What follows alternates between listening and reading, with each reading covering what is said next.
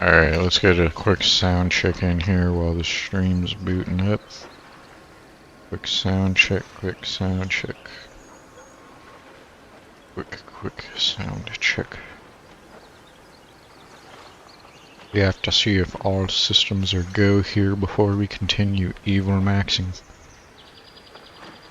Let's see if all systems are go here. Let's see. Oh. Ooh, we sound a bit better. We sound a bit better there. That audio quality sounds. That audio quality sounded pretty good.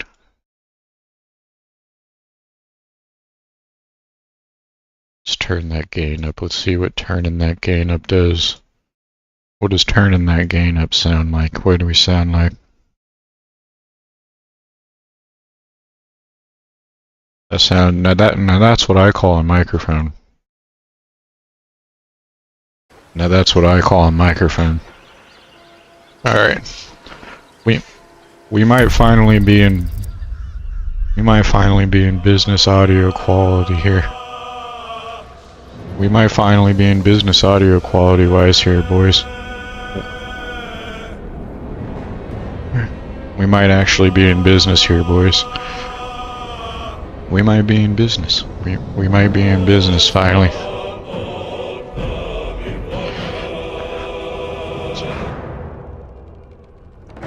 I think we're finally in business, gentlemen. Alright. I think we're sounding a bit more professional audio quality wise here.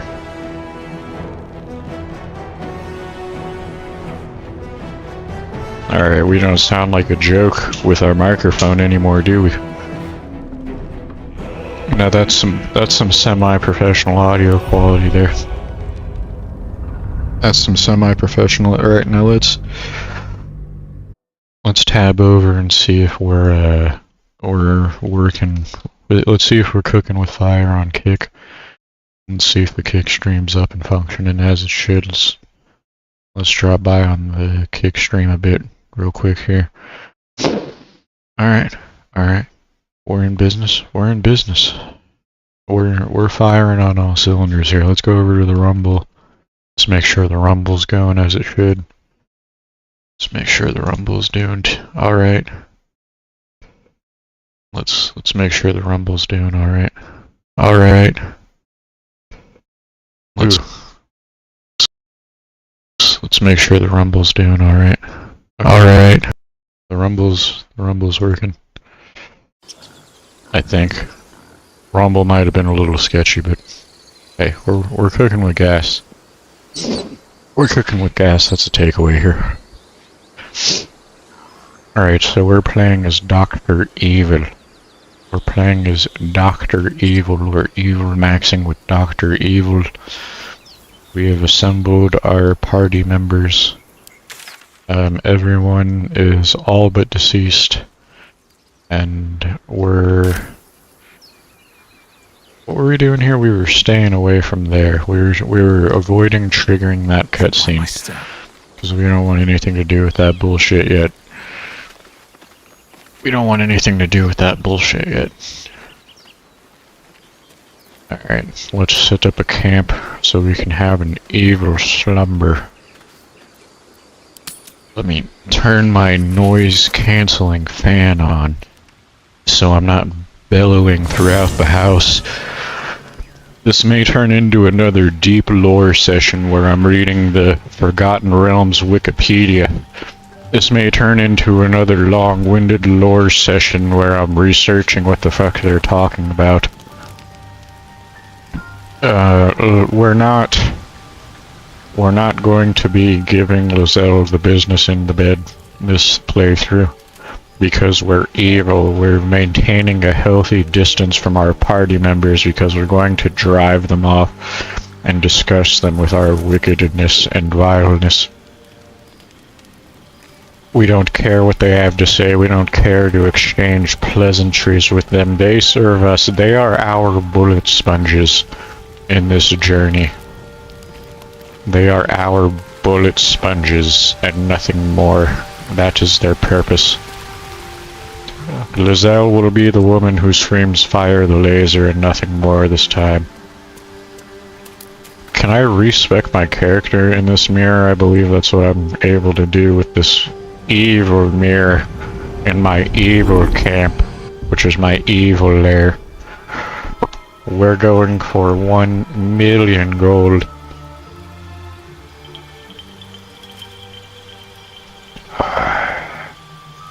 No, we don't need to do any of that now, do we?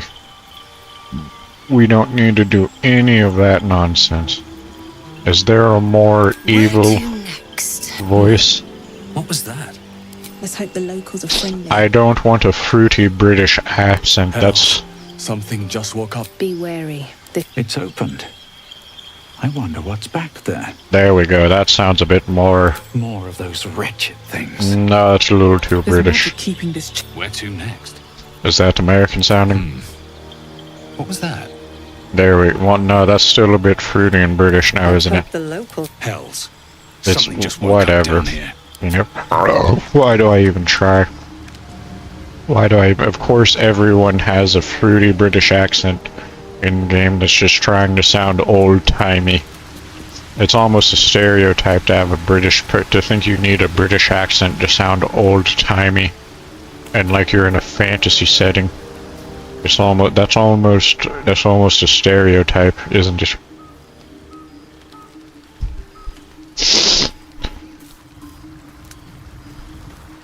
You know, it's like British accents are either for evil or for sounding old-timey.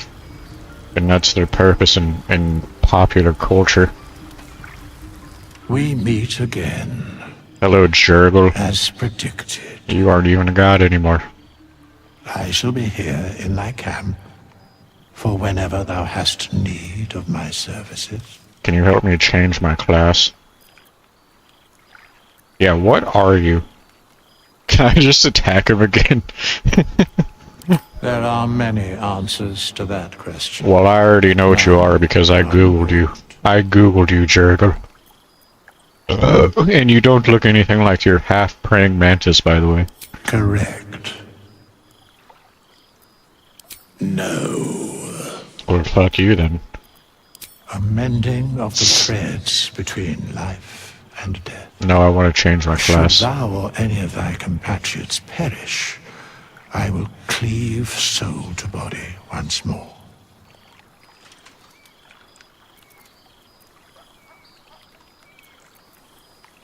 And look very ugly doing it, yes. Because it is my calling. There is little else to explain. You could just say you're Jurgle, you piece of shit. I know what your true identity... There we go, let me change my class. As thou desire. Because there's already a rogue in my party. There's already a peckish rogue in my party with a fruity British accent.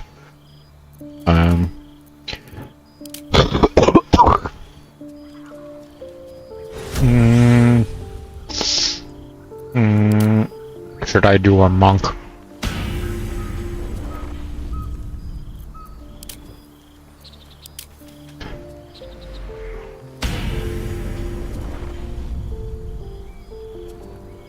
You don't look much like a monk, now that I think about it. I don't want to do a bard. What is a cleric again?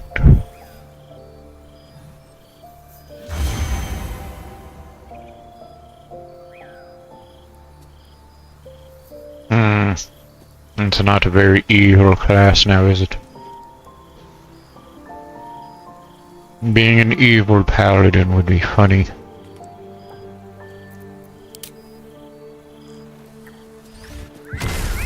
No, that's kind of fruity. I think I already have a sorcerer. I think that rainbow effect is a sign of mithril. Mithril? Magic missile. I was a warlock last time.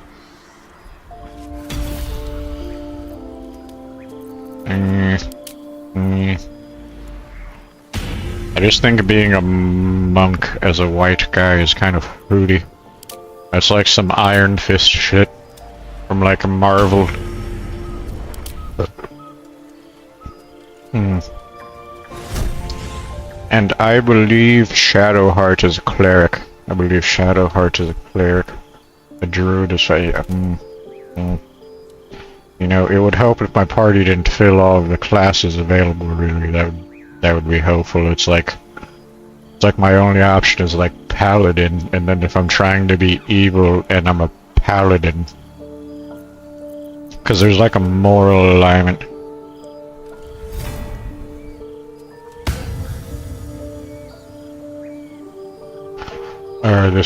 This is. I'm already having to respec.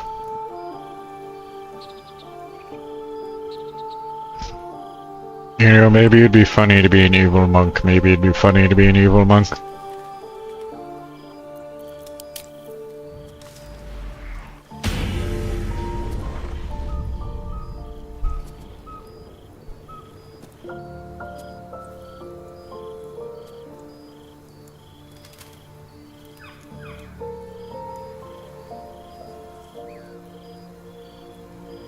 I guess I gotta be a monk. I guess I gotta be an evil monk.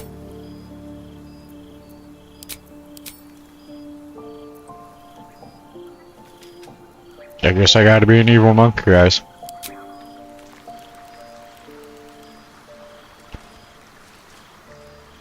Alright, we're a monk now.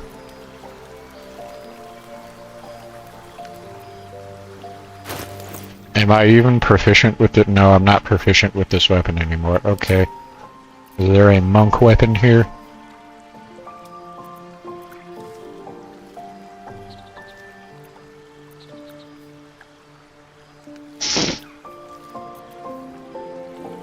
Ooh, I could use a great club.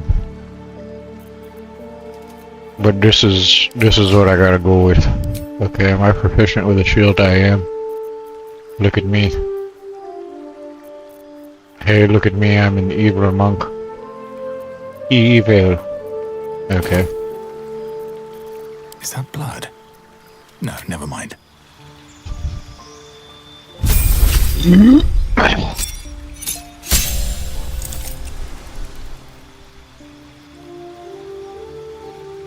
A key point for my monk techniques.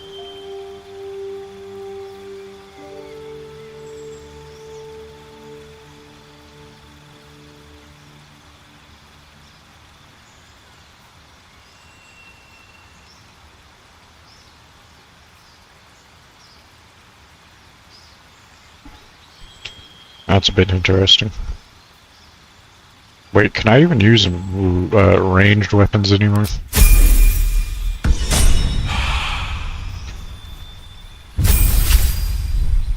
Alright, it's good that I didn't choose cleric, because then I'd be respecking again to be the...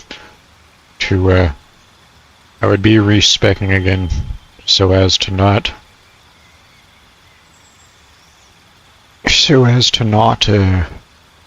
I would be respecking again so as to not be having two of the same class in one party.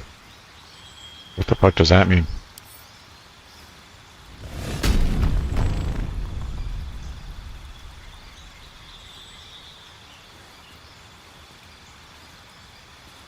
What the fuck? No, no, no.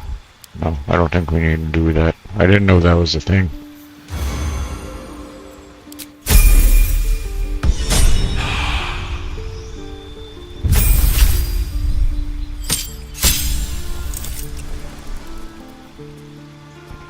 What?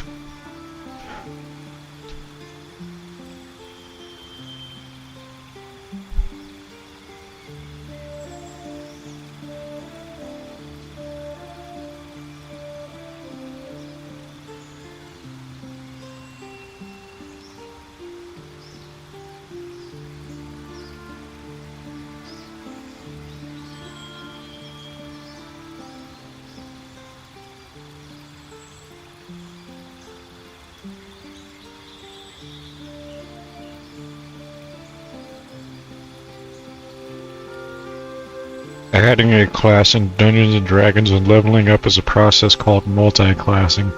This allows your character to gain abilities and features from multiple classes, creating a more diverse and versatile character.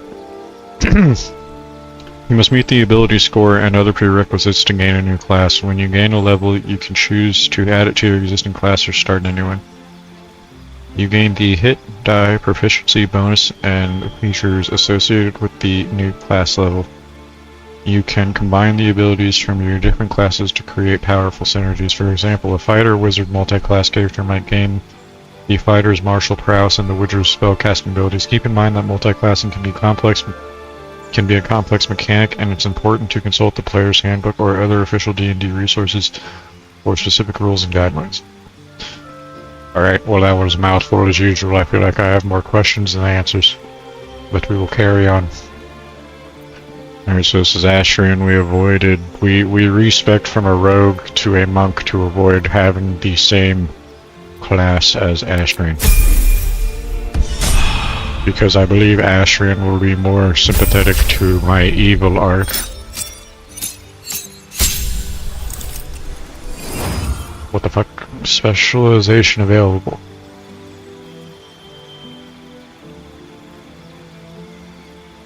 Alright, we will consult with the AI. We will consult with the AI Oracle for information about this. What is a evocation specialization in Dungeons and Dragons?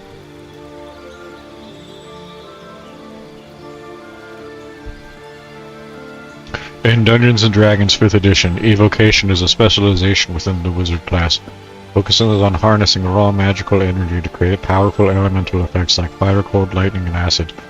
Evokers are known for their destructive power and ability to control the battlefield with their spells. They excel at dealing area damage and can even protect their allies from their own magical blast. Key features of an evocation which include scoped spells. The ability allows the wizard to control the area effect. Hold on, give me a second. I'm gonna fix something else real quick.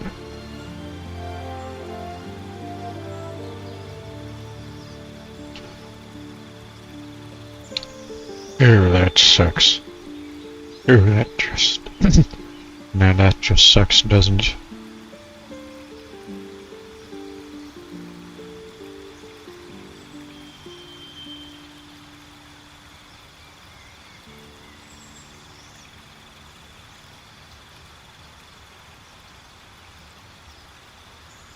Alright,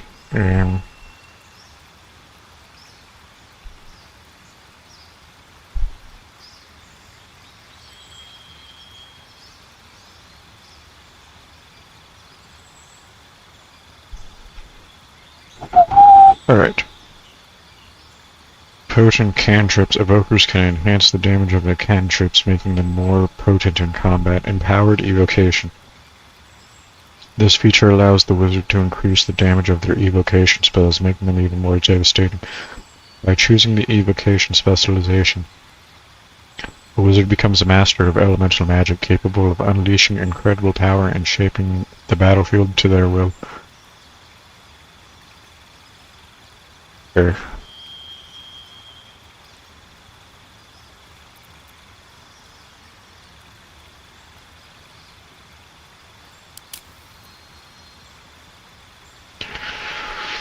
Alright, so we get 2 more spell slots. Now Chromatic Orb is alright, but I remember, you know, sometimes it's good to have like a short range spell every now and then.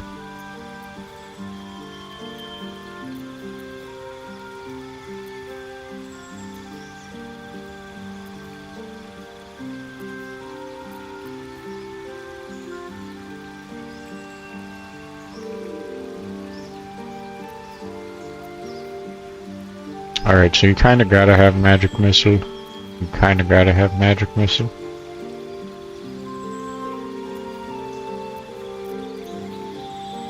You gotta have Magic Missile. I mean, Chromatic Orb is alright, it's just, I already know I'm gonna have a problem. I already know I'm gonna have a problem with Chromatic Orb.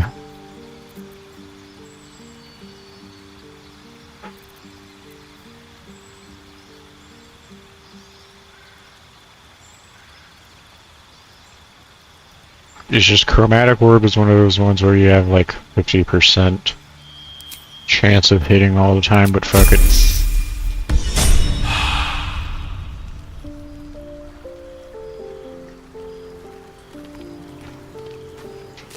Alright, like I said, we're not convening with any of these dorks.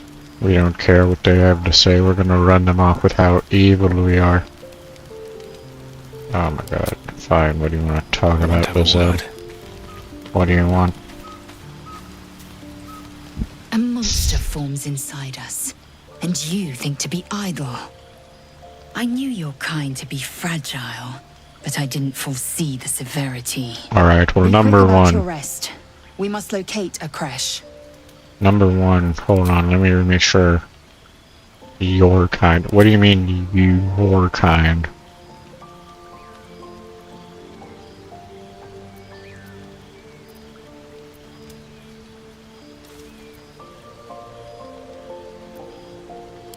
You would doubt me. I'm doubting I do you. not trust a common healer to extract a gate tadpole without killing its host.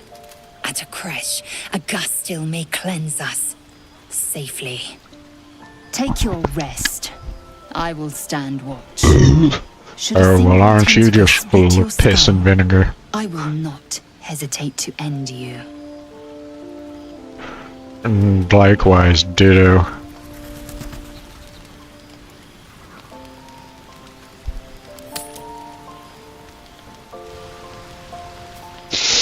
Alright, look buddy, I don't know if I'm ready for all this multi-classing mumbo jumbo you're talking about. I'm quite a novice in the Forgotten Realms What were you two talking about? D&D world. Alright, look, if that was any of your business, we'd have called you over. I'm tired of all of you uppity. Wrong. Your business is mine. We're entwined, thanks to this. Sure. If we're to survive, we need to trust each other. I think I can make it just fine without you. You're just my bullet sponges. We find someone who can cure us. Best if we focus on that. If you say so.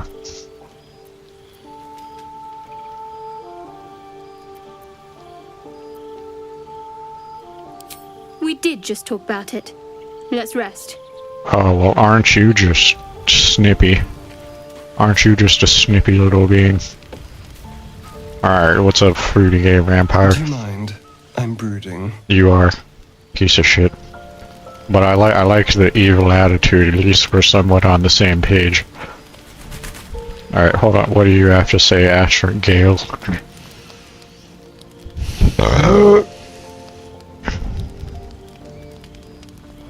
Gale, you're gonna explode. Go to hell. Yeah, what did I... watch your damn mouth. Hold your horses. Just poorly making a point. Go to hell. An everyday expression. So trivial it's almost meaningless. I agree. But we've seen hell. It's real. And it isn't trivial. Alright, well, in this instance, yes, hell is for certainly real. Should I just stare at the flames with it? Let's evilly stare at the flames. Devils, dragons, mind flayers. They used to be abstracts. Pictures on a piece of paper. Really? What a difference a day makes. Now we have tadpoles slithering through our heads like carnivorous feti. What? Wait, do people That's not in... abstract. Do people in the Forgotten Realms world think of, like, the hells and other realms as speculative? I thought they were, like, certain... I thought they were certainties.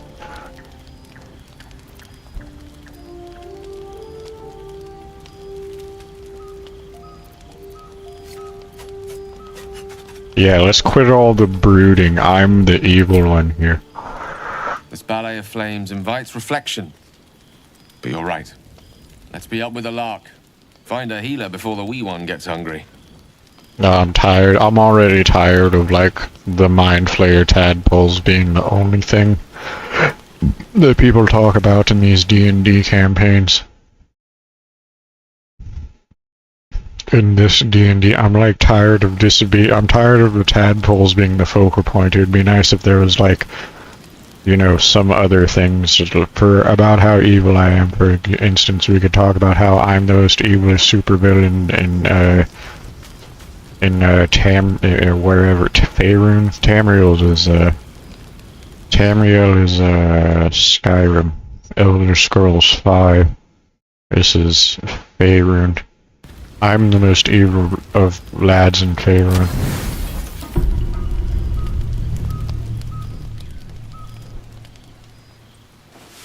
Oh, and then we're gonna get the dream visitor right away. No, okay, thank God. Alright. Does anyone else want to talk? Does anyone else want to have a chat with Daddy? Alright.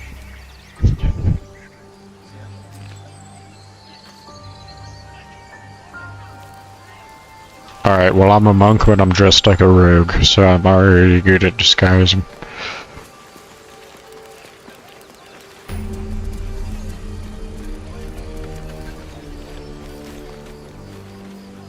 Well, would you look at that? That's quite a drop-off.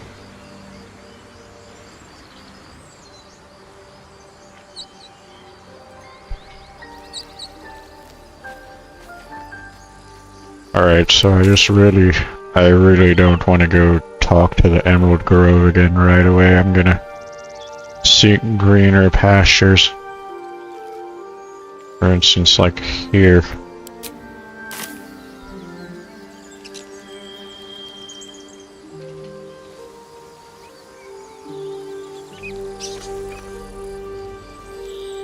Oh god. We did it. Nobody gets in! Zevlor's orders! That pack of goblins will be on us any second! Well, this is fairly linear, isn't it? Goblins are on our tail! Open the gate, Zevlor, now! You let goblins here? Where is the druid?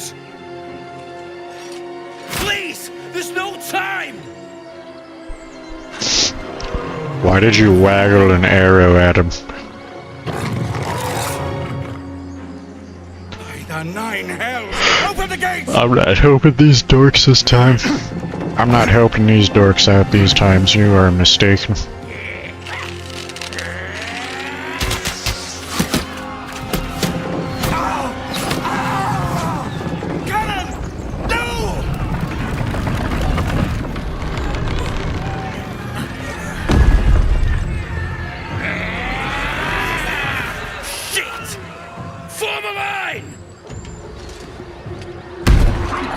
Damnable roach! Provoke the blade and suffer its sting. I'm not a fan of this. Everyone's a hero, aren't they? I'm not a fan of this fucking loser, Will. A better position. Alright, hit him with your fucking fruity vampire firebolt. That you have a 50% chance of landing always. Come on, can't stay idle. Alright, don't mind me, I just gotta... Am I even proficient with this weapon?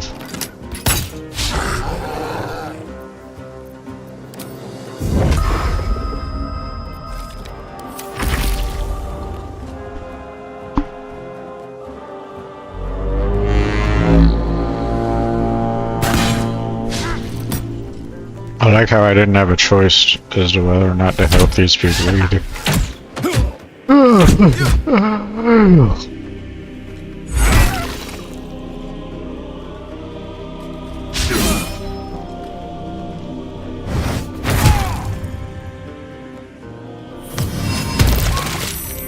Oh, you just pulled out the pig fat spell, huh?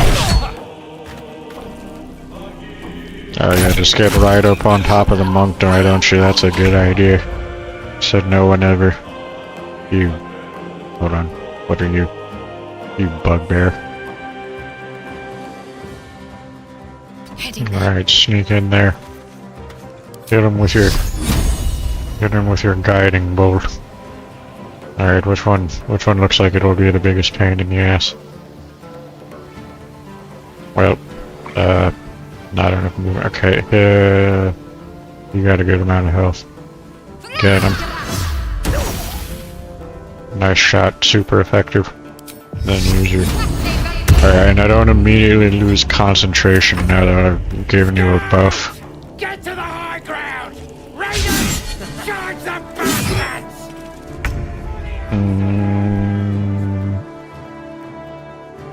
Good move.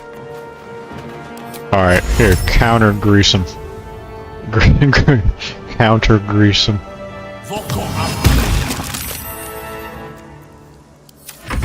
By sickle and sword! Track them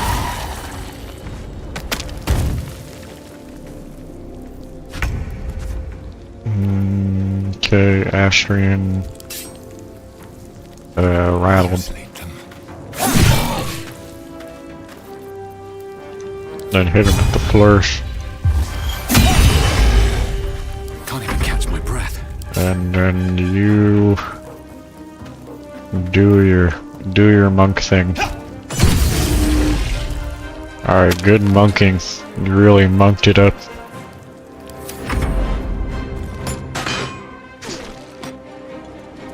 We felonious monked them. Oh, everyone wants to go after the evil guy, huh? Hey, you cut that out. What? Alright, well that was kind of helpful.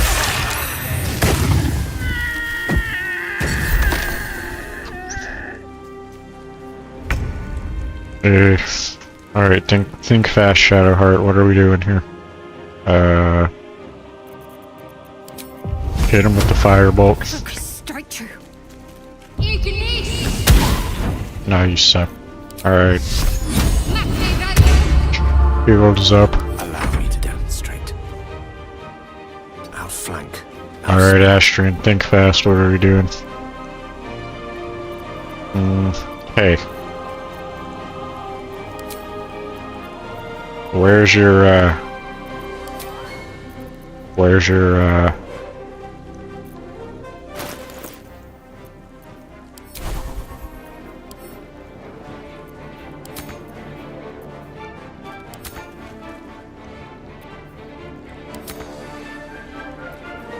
Alright then. Hit him with your witch bolt. Alright, everyone's dropping the ball here a little bit.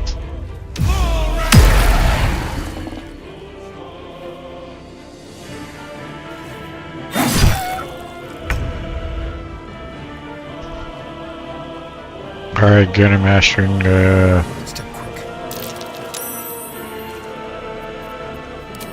Hit him with a fireball.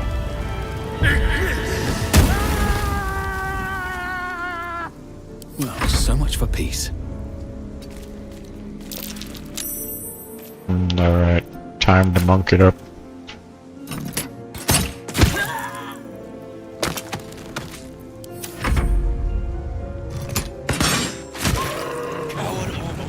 That was the last of them. Inside! All of you! More may follow! Open the gate! I'd prefer not. I'd prefer not to. Word tenacious. I wonder what they wanted here, other than bloodshed. I just wonder if the grubby little beasts had any friends, and if they're nearby.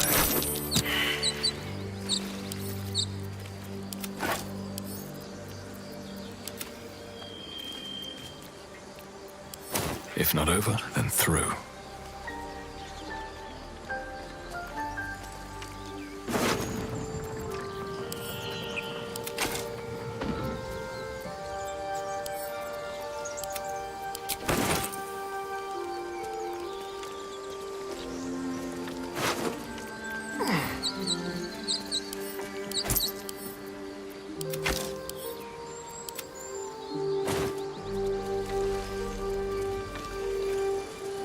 Oh god, the camera's already eating shit. At least we have the microphone worked out.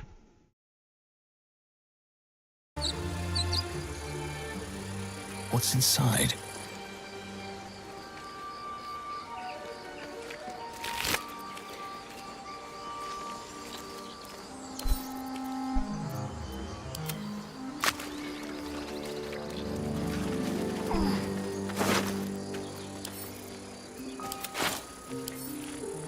How about no? How about you don't invite me in?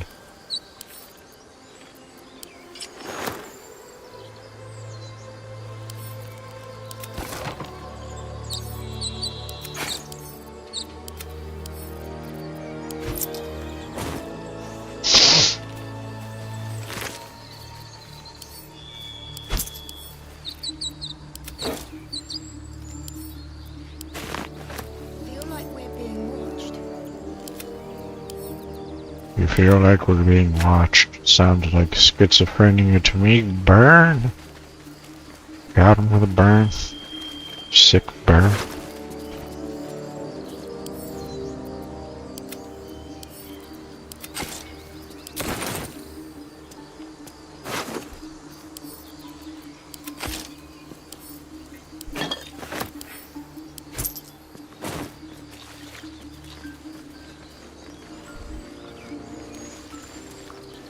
So, do you have These loves traps. waiting for you once this is all Squat. over?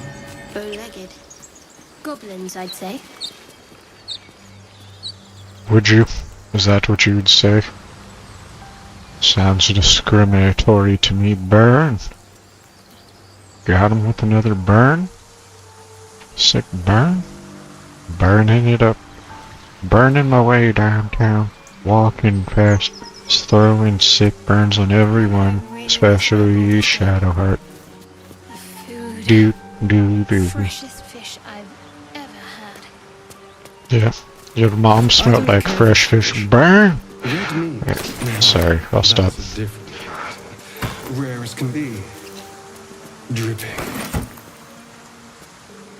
Alright, can you Well, unless we find a cure, you won't have any teeth to chew it with soon enough. are talking about the main quest again, are we? How pedantic.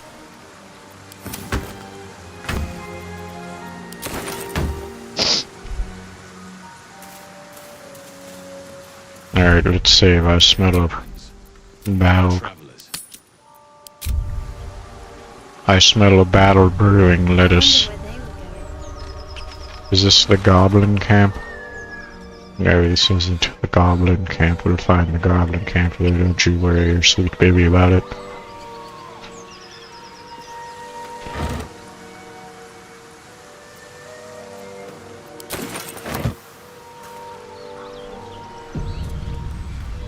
I am enjoying our walks together. Aren't you, gang? Sure. In silence. Ooh, burned. He burned you, Gale burned you, Astrid. How does that make you feel?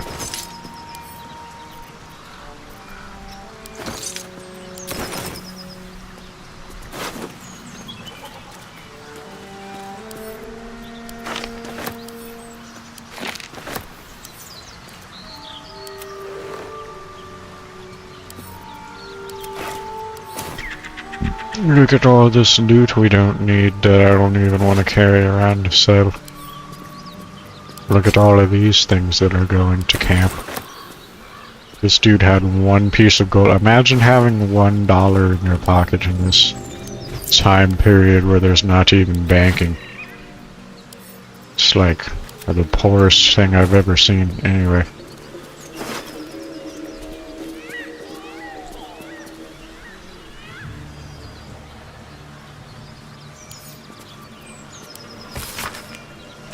Drawn in thick charcoal lines upon an animal skin, this childlike portrait depicts three stick figures, a goblin with sparks in its hands, a square humanoid figure, and what seems to be an elf. Each of them is wearing a simple crown. I believe this has something to do with the absolute cult. Yes.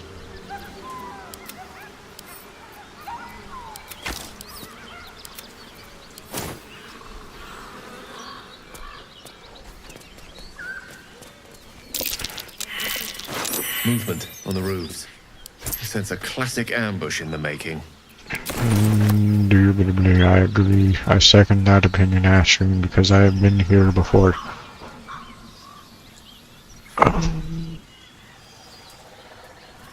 Making my way downtown, walking fast. Fuck this game. And D United. Oh, what up, Scratch? What up, dog?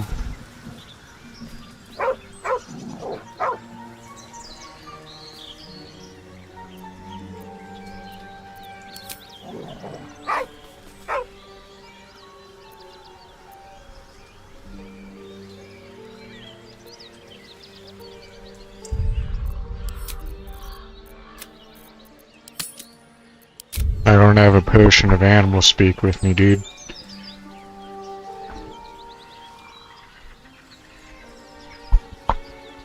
Your boy does not have a potion of animal speak with him. Ooh. How would you look at that sweet roll? What a look of the dice.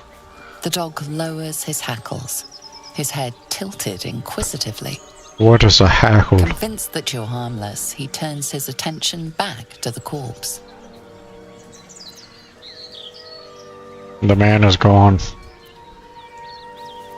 Around his neck is a collar, etched with a name. Scratch.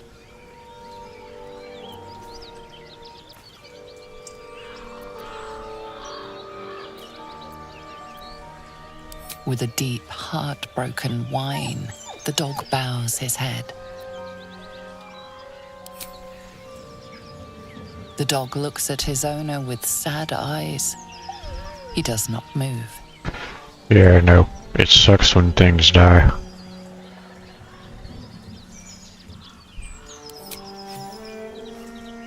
The dog sniffs your hand, his tail swung low in understanding. He knows how to find you. You're cool, Scratchy. You and the owl bear. You'll be the two people allowed at my care. We'll put freaking lasers on you. Even evil people are not mean to animals.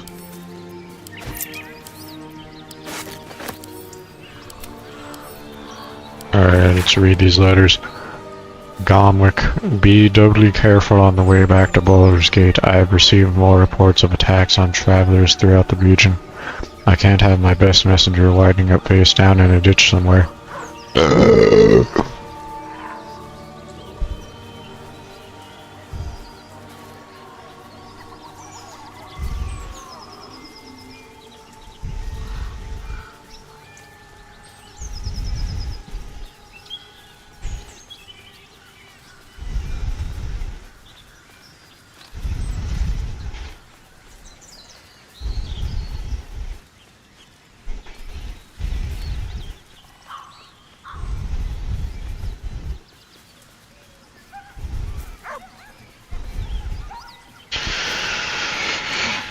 Postmaster General Danzo.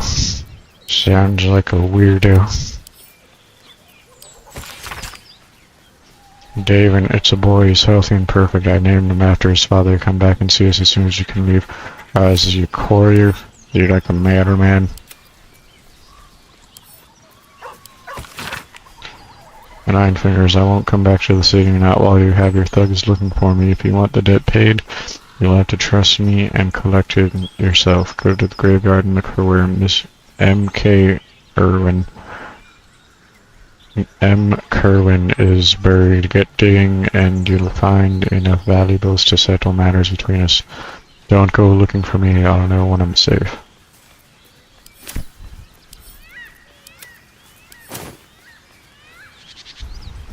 Wait, one of the letters was for him. Oh, and it was from the postmaster. I see.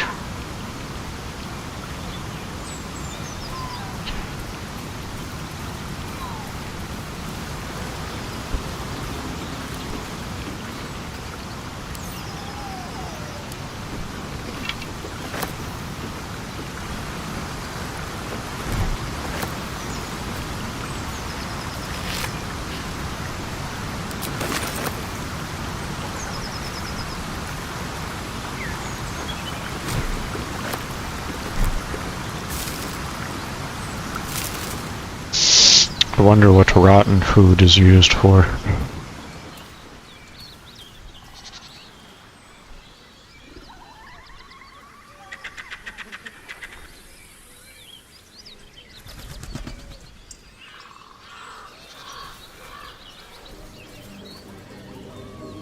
Oh, that'll take us into the goblin camp. Never mind. Or wait, is this the back end?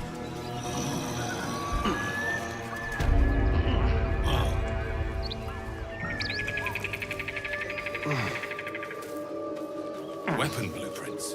Master blacksmith's work. Not too refined here.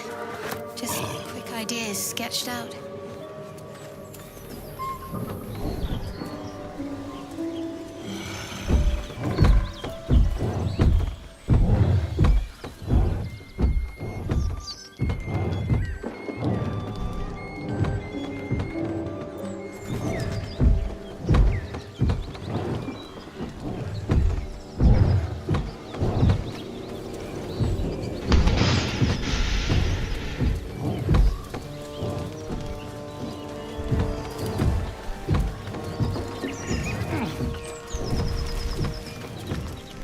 Feast fit for an ogre.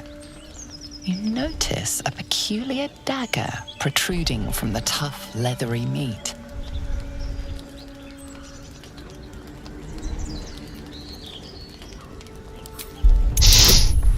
I've never ran into this cutscene before. That is interesting.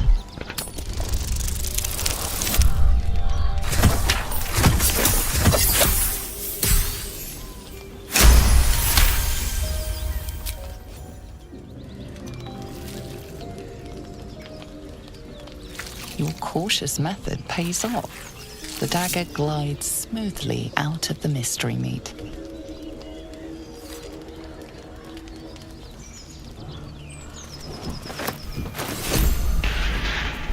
Dagger +1.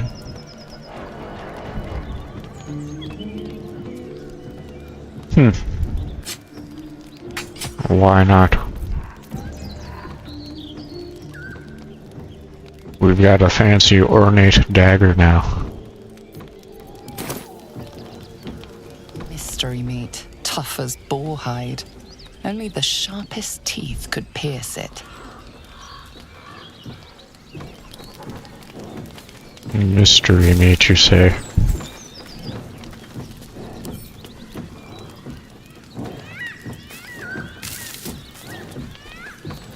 Wits and blades, always sharp.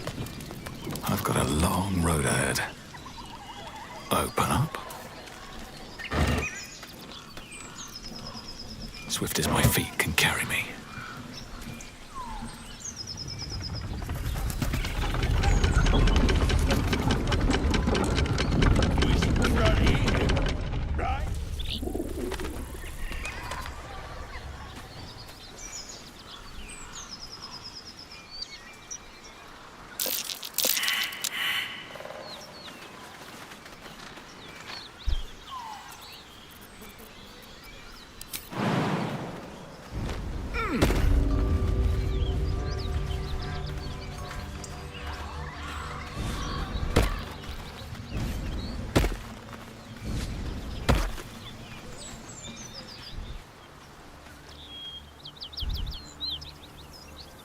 Alright, I think this is the goblin camp over here.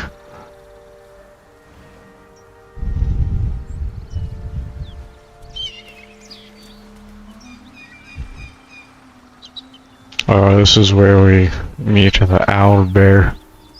We would be skipping the owl bear interaction. Is this the goblin camp? This is not the goblin camp. The goblin camp might be this way then.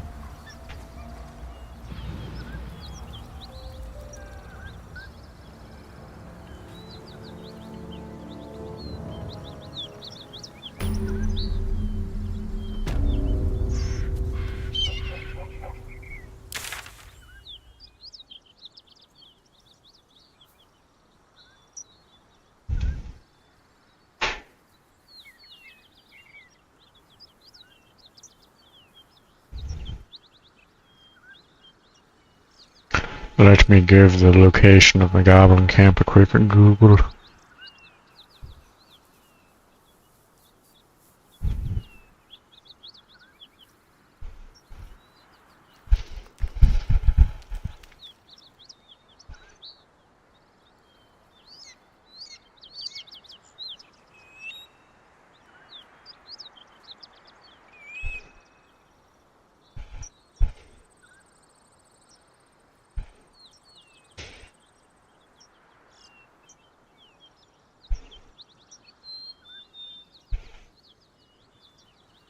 Okay, I gotta go south. Goblin camp. It's like here.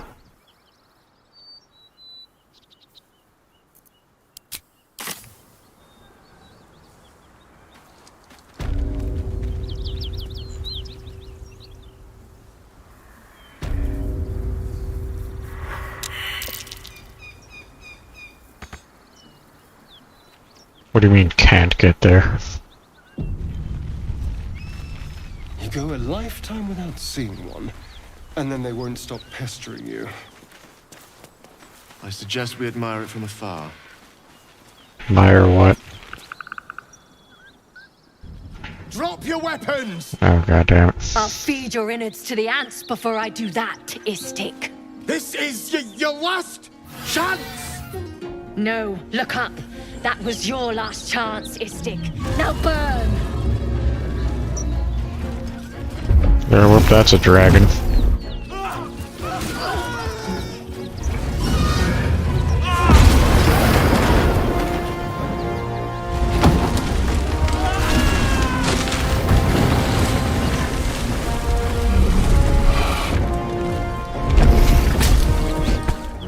Stop wasting time, Beretta. You're not here to play with the locals. Of course, Kithrak. We merely sought to... No excuses. Question, kill, then move on. Find the weapon. Our queen watches us. Fail her at your peril. I hate to be negative, but those Gith will carve you up like a goose. You don't say. Well, a good thing I'm going to the goblin camp over here. Yes.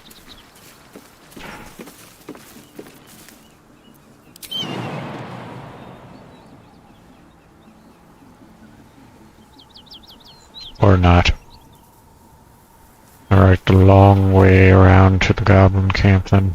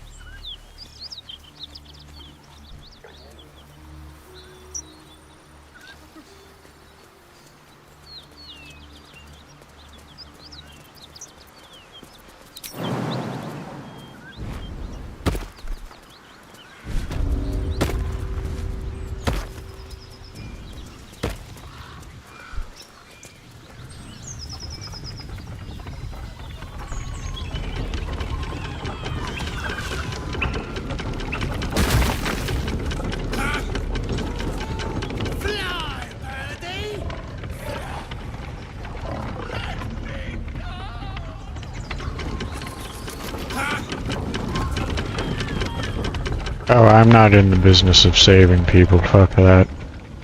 Alright, there's the goblin camp.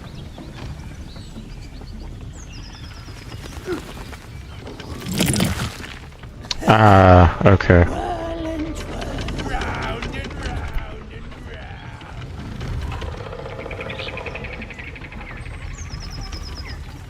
Okay, so...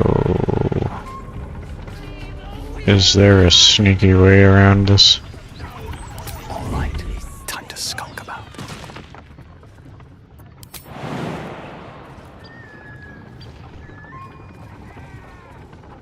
Fly, birdie!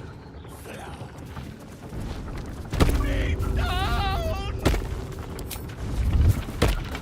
That's a friendly-looking shadow.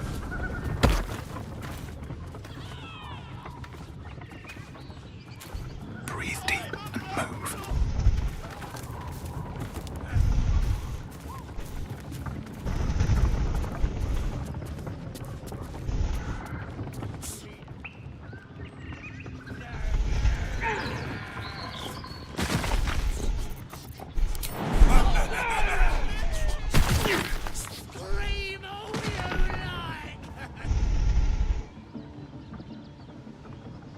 worth it.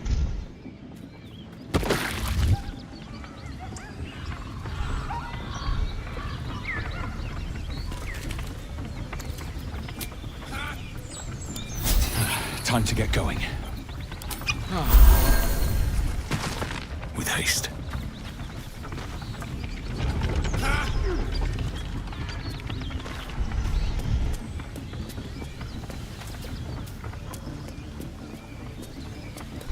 Alright, well that was the shortcut to the goblin camp now, wasn't it?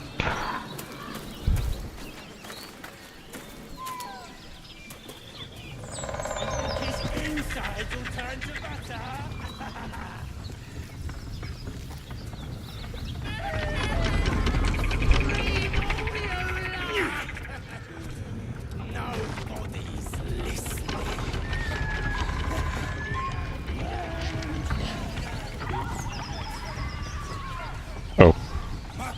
Don't mind me. There's no time to waste.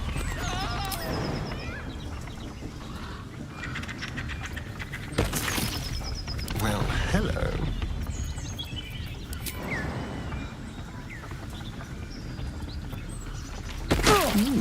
I applaud your taste.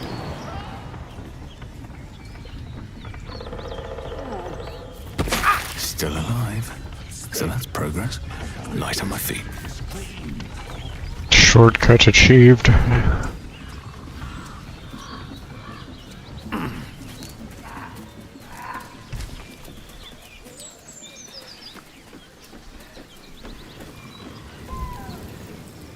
Goblin camp located.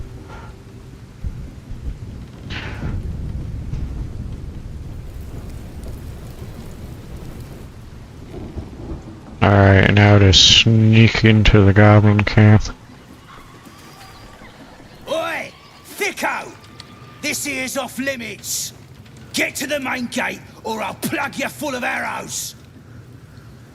Well, fine. Goblins ahead. War drum. One of those can summon voices far and wide. Ouch.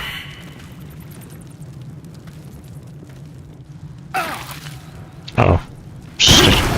Stand in fire, why don't you? Be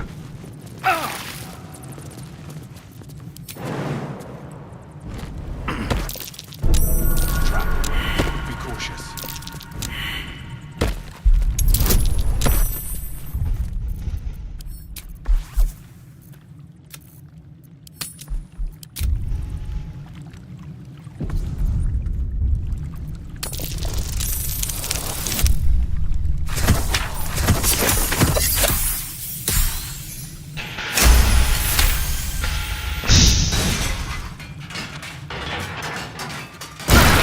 Close at hand. How? Off we go then. Why don't we just hit every... Why don't we just hit every trap on our way in, huh?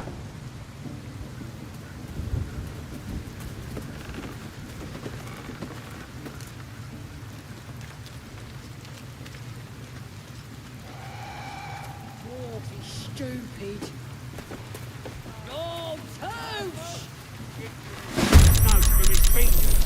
Okay, that's not what we were going for.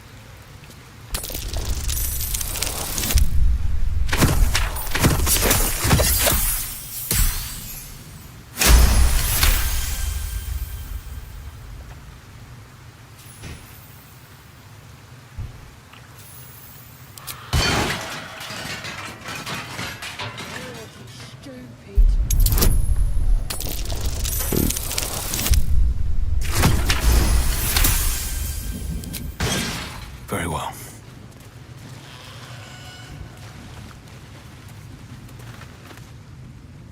Oi! Stand back! Where'd you come from? A strange symbol glows, marked on their flesh, and something within you stirs in response.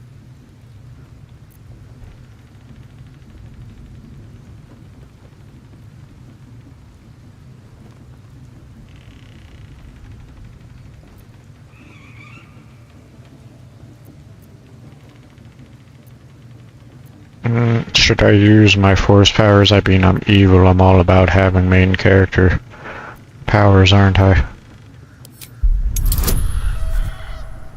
Should I use my deception, however?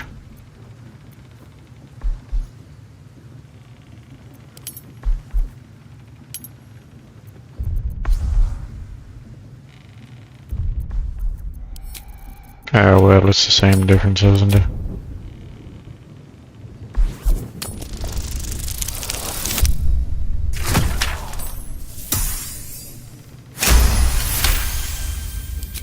I didn't realise. Very sorry, sir. Very sorry. Something stirs deep within you, hungry and alert. It's taking something you'll never get back. Enjoy the party.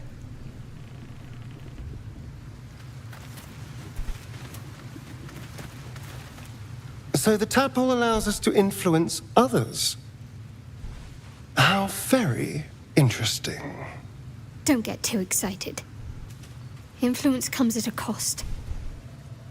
And until we know what that cost is, the only reasonable approach is a cautious one.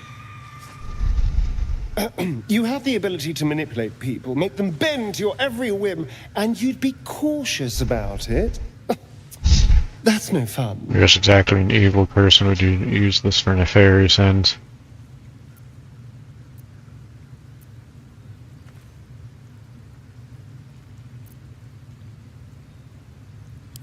My point exactly. I'm so glad you agree. Yes, you are evil, you fruity gay British vampire. Right, that's why we get along.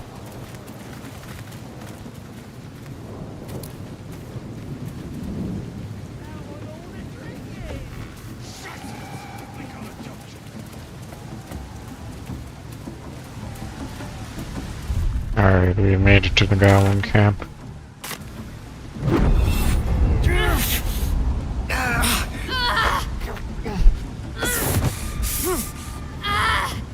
Hear my voice. Obey my command. The voice is irresistible. You recognize the overwhelming authority that you've used on others, only infinitely stronger, and turned against you. Your vision clouds, leaving you in a dark, featureless shadowscape. Nothingness in every direction. Then there are 3 figures before you. An armored male elf, exuding power and command. Oh, that must be a square one. Some younger man with a quick, easy smile. And a pale young woman with even paler eyes. These are my chosen. They speak for me. So those are the 3 from the drawings of crowns. Search for the prism, and you will be worthy to stand beside them in my presence. Oh, so I could be the 4th, huh?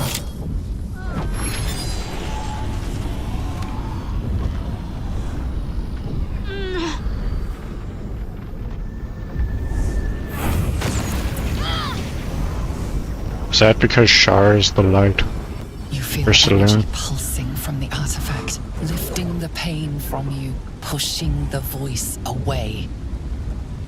My power grows.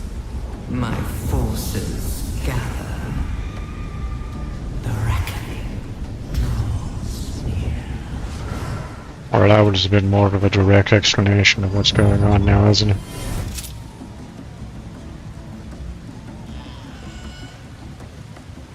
Don't give me that look. I don't know what just happened any more than you do. We should keep going.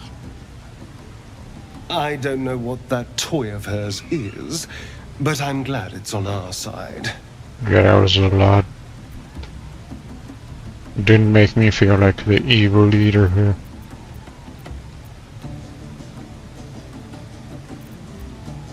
It's nothing. I swear. Well, it's clearly not nothing.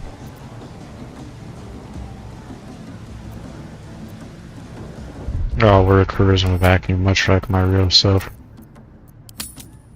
Time to save it up.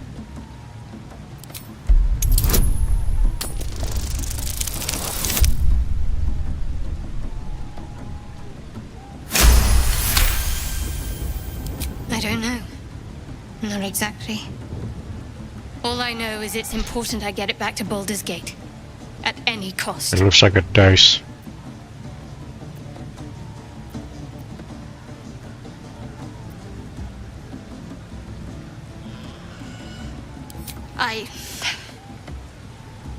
I am a servant of Shah. My home is a secret cloister in Baldur's Gate. I need to bring that artifact back there, no matter what. I can't tell you anymore. This mission required utmost secrecy. We all submitted to having our memories suppressed so that we couldn't betray Shah's confidence. If I reach my contact in the city, I'll have my memories restored. Shah is the Until one then, that I Saloon have to guard fought, the I see. artifact with my life. There. You have the truth, for all it's worth. Let's continue. You worship Shah? Blimey. She and my beloved Mistra are not exactly friends. No, they are not.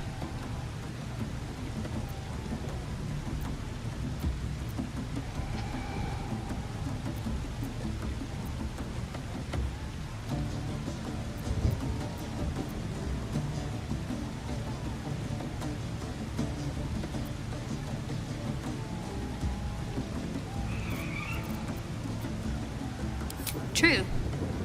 I didn't think you'd react so pragmatically. Well, Perhaps I should have told you sooner. I just don't care, that's really the thing.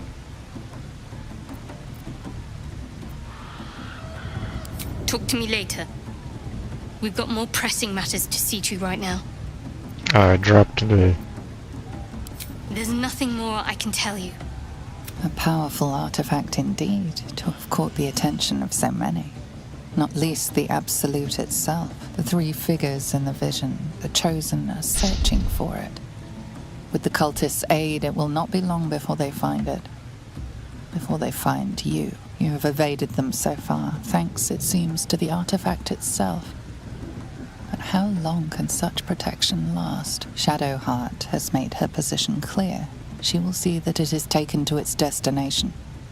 At any cost. And you still do not know what it even is. No, I don't. Out of the question. This is my mission.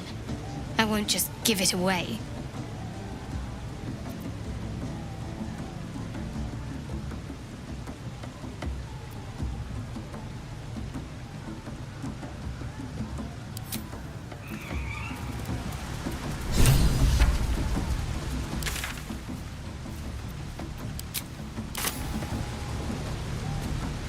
Something the matter? Wait. It hurts. The fuck is that? A joyous little affliction that visits me with screaming agony on occasion. I'd be lying if I told you I know what causes it. But don't worry. Can't hurt you. Only me. The wound on my hand. It never quite heals. And sometimes it causes terrible pain to rip through me. It's my burden, though, from Lady Shah. I can feel her influence somehow.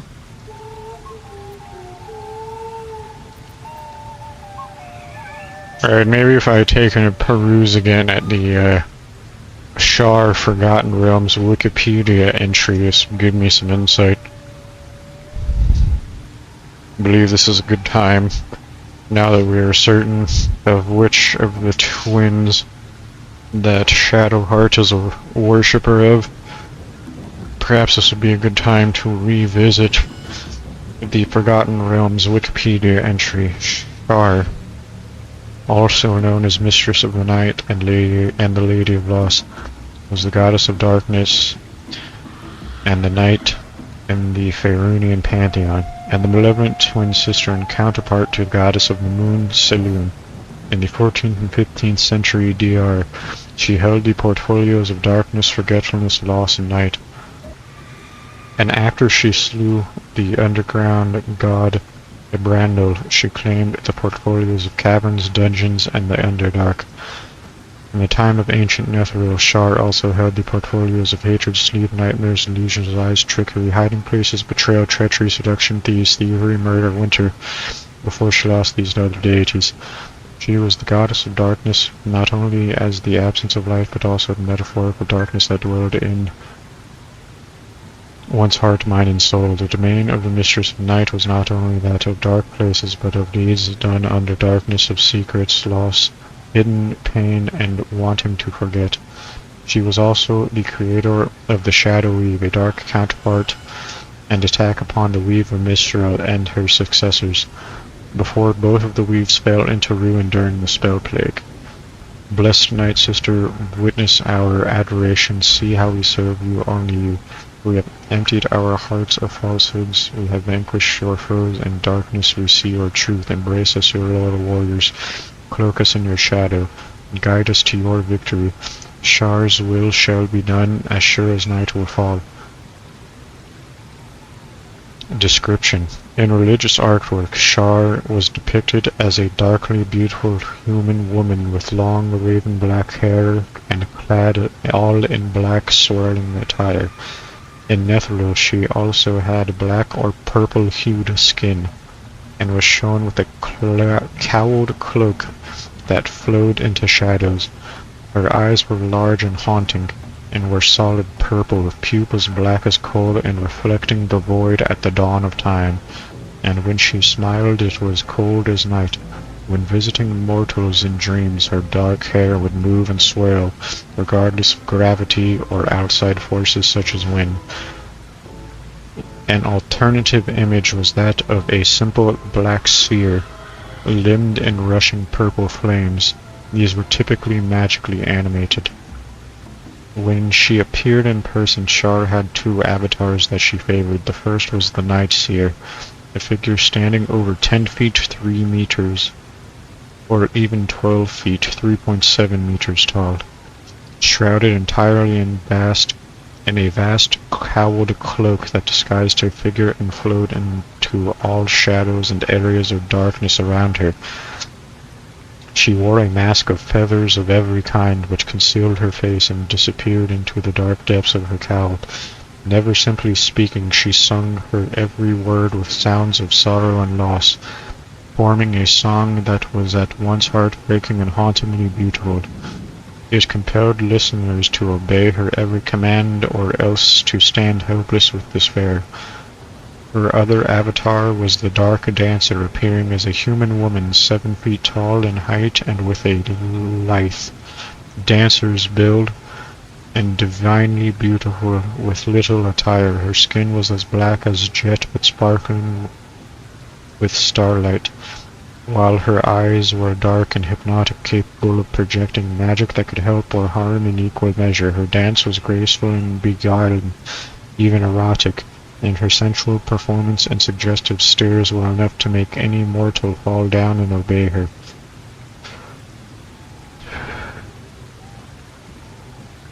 Personality, a force of destruction and darkness. The very existence of Shar was paradoxical. The Nightbringer was brought into existence by creation of realm space, but was the living embodiment of the void, the perfect nothing that existed before she was born.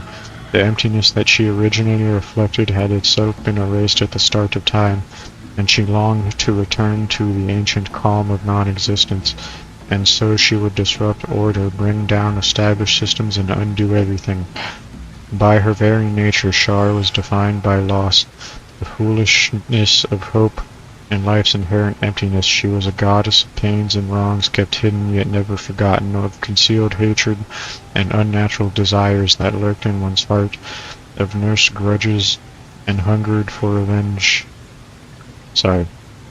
Unnatural desires that lurked in one's heart, of nursed grudges and hungered for revenge cultivated in secret for any slight or offense however old and cold it was.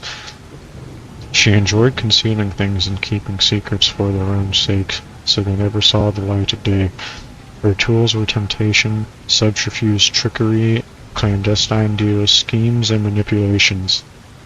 And to her, the means were always justified by the ends. Despite some similarities, Shar and Lyra had very subtle yet distinct difference. Shar was a goddess of secrecy and concealment. Lyra was a goddess of deceit and disguise. The depths of Shar's evil were too extreme to be described by words. She was deeply twisted and perverse, a being of ceaseless petty hate and jealousy. She plotted from the shadows to undermine all creation, though she was not chaotic herself. Like her sister was, Shar nonetheless sought to destroy all order. Alright, this is sounding like someone I can get behind, in all honesty. Even her own devoted worshippers were simply pawns in her overarching scheme against everything there ever was and ever would be. Dal told me once, you worship Shar, when grief overtakes you, you give her a little honor so that she eases the sadness through your life. That the evil of Shar is that she'll try to pull you down into that darkness to make you stay. Although Shar purported to be a healer soothing the grief-stricken by letting them forget their woes, she was in truth a sadist and enjoyed inflicting the pain of loss on her worshippers. Her alleged hope was not release from that pain, but numbness to it, the acceptance of it as normal and the removal of any expectation otherwise. The Lady of Loss did not truly believe in healing grief, not even her own, but in harnessing it, in nurturing spite, nursing indignity, and reinforcing regret until minor slights, at least in one's own mind, become transgressions worthy of bitter vengeance. She taught her faithful to be cynical, that they could not look for any good in the world nor in themselves. Abilities. When manifested as an avatar, she could cast a wide variety of magical spells from her eyes, bar those that primarily produced light spells of fire or heat were acceptable. As the night singer, she could conjure darkness or continual darkness, as often as desired, with but a thought, and fought with the strike of her hand. Her very touch could instill a sense of solace or cause momentary forgetfulness, or even complete amnesia. She moved amongst shadows carefully sculpted in her path. Her dirgeful song could cause chilling harm, drain a listener's wits or their memories, or slay outright.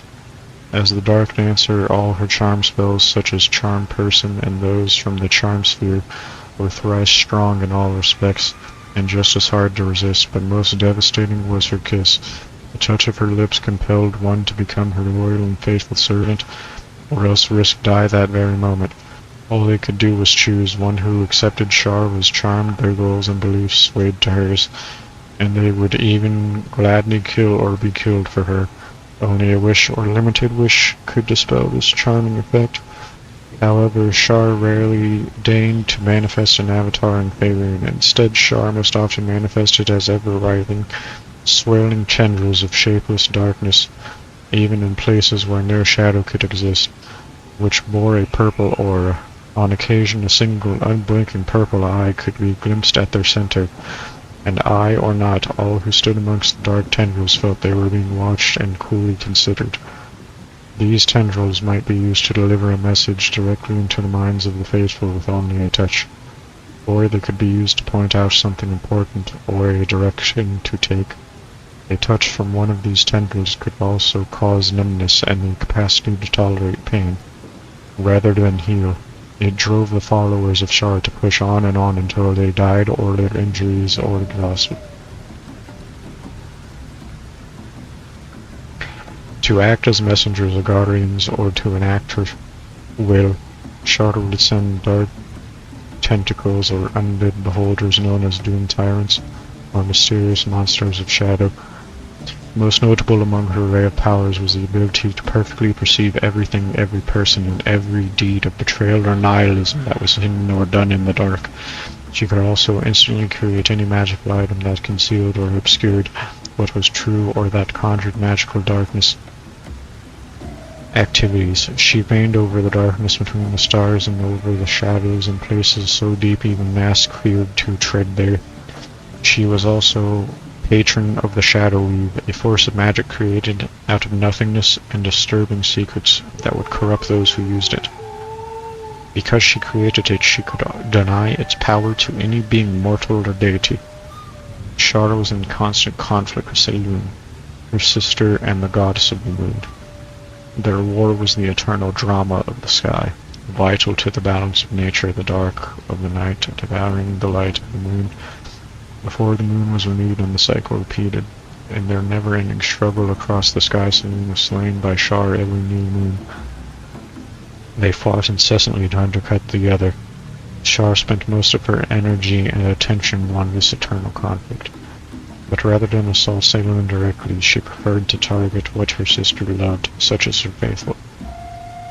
Against other rival deities, she adopted a subtle approach, working to sway and subvert their own mortal followers to turn to her faith. However, sometimes she would strike outright, such when she slew Ibrandil, but only because she had the opportunity. Divine Realm. Shar's Divine Realm was originally the Palace of Loss, which in the Great Wheel cosmology was found in Niflheim, the second gloom of the grey waste of Hades, and in the World Tree cosmology stood the Plane of Shadow. Wherever it was, a tower that had no obvious entrances nor exits. She would trap those who enjoyed their freedom inside, savoring their despair at their loss, though she would allow petitioners and visiting worshippers to freely come and go, perhaps to further torture the trapped ones. When she created the Shadowfell, Shar created a new realm in the Astral Sea, larger than any of the others there. Among the dark scenery, when its black sand and shadowy natural features lay the Towers of Night, her new abode, a more palatial one than her old home, was built atop the tallest mountain of this realm across to the Shadowfell. Was easy from here, and she shared the realm with Talana, Seseth, and Zir. Her former home became the foundation of Loss, which formed a passage to Towers of Night. Possessions. In battle, Shar fought with a +5 keen, unholy, wounding short swords, dual-wielding them with great finesse. She also had her Disc of the Night, which were +5 returning speed chakrams that she threw with ease. Relationships. Her eternal enemy was her sister Selûne, goddess of the moon, a war that had been waged since before all other Faerunian gods existed. Before time was recorded, they fought constantly in all realms of existence across the sky at night, and in other planes waged through their mortal followers and their servitors, beings, and in person Selûne labored always to thwart Shar's dark plots. They would never forgive and never forget. The first goddess of magic Mistral bore no hatred for her mother Shar, but did not trust her either. Shar had long tried to gain control over her. The creation of the Shadow Weave made Shar the eternal enemy of the later goddess of magic Mystra. This resulted in the brewing of a terrible war between the two powerful deities. This fight escalated shortly before the Second Sundering, when Shar sought to usurp the weave and thus become the new goddess of magic. By her very nature, Shar was of course opposed to all the gods of light and fire, namely Lathander, god of the morning. Her crushing of creative spirit also put her counter to his emphasis on creativity. And Amantor. the god of the sun. So there's a god of the morning and the god of the sun. Anyway.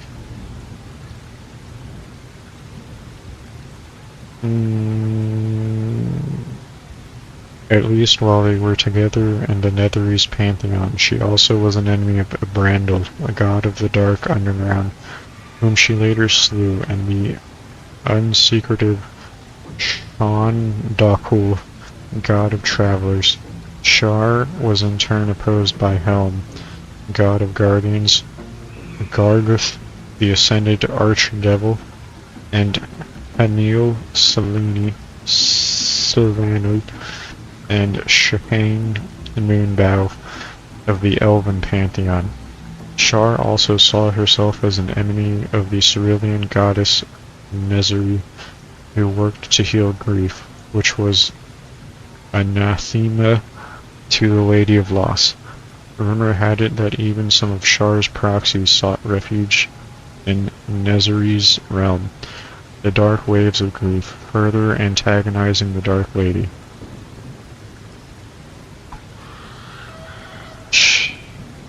He harbored a cold fury at Mask, god of shadows and thievery, out of jealousy at him holding what she thought ought to be hers, and at Hor, god of retribution, so she might claim the portfolio of revenge.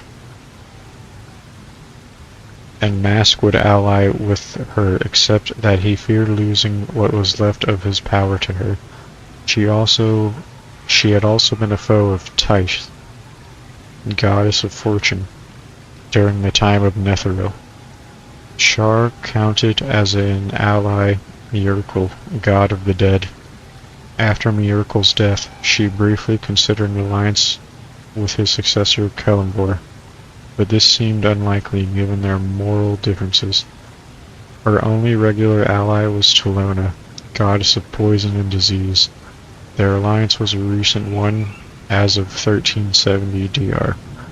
It's possible Talona would one day serve Shar fully in order to keep her own rival Lovitar at bay, even to have Shar slay her for her. During the time of the Netherese pantheon, Shar had been an ally of Jurgil, the then god of death and the dead, who at the time admired her seductive grace and unspeakable evil. Talking about withers. And even formally courted more than once, though he knew full well she only tried to manipulate him. Meanwhile, she had also been an ally of Koza, god of destruction, and Molinder, god of rot and decay. Both were similar mind to her. Targus, the god of war, was infuriated with Shar for her beauty and grace, believing her to be perfect and foolishly defending her honor against all evidence otherwise. So she could easily persuade him to do as she desired. Even after he became Garagos, he wouldn't let his battle-hungry faithful attack those of Shar, though he wouldn't let them ally either. Shar enjoyed a working relationship with Veyron. Veyron was the drow patron of shadow magic, and Shar was the owner of the Shadow Weave. They worked together in projects that considered this magic like the School of the Shadow Weave, which had followers of both Veyron and Shar among them. When Veyron died, Shar was also one of the prime choices to whom his followers might convert. Even the elven god of vengeance, Shevarash, had grown close to Shar with soothing touch, giving him some small solace. This worried the other elven deities greatly. Her holy symbol was a black disc ringed with deep purple. In the time of ancient Netheril, Shar had two different holy symbols. One was a glistening eye, purple with a black pupil and outlined in black, and the other was a cloud cloak designed for hunting. Black and plain and spread out flat. People turned to Shar's dark embrace in order to forget whether it was pain at the loss of a loved one or bitterness at a betrayal. Those who were blind, particularly blind later in life by the cruelty or carelessness of others, would also pray to her for guidance. The mentally ill and the mad, the anarchistic and the nihilistic, might also turn to her if they had a natural affinity for her ways.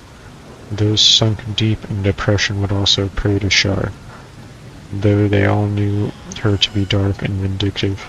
They came to her anyway, in the desperate belief that she and her clergy would give solace, not thinking they would use their feelings to corrupt them.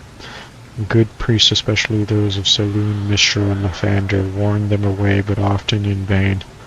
In this way, the clergy of Shar grew. Ultimately, they were simply consumed by bitterness, loss, and vengefulness.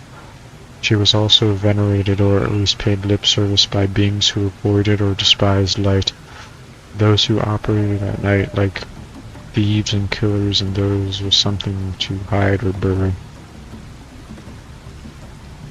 However, folk who only had to work at night or in the dark, such as miners, would offer prayers to Shar to keep dangers at bay.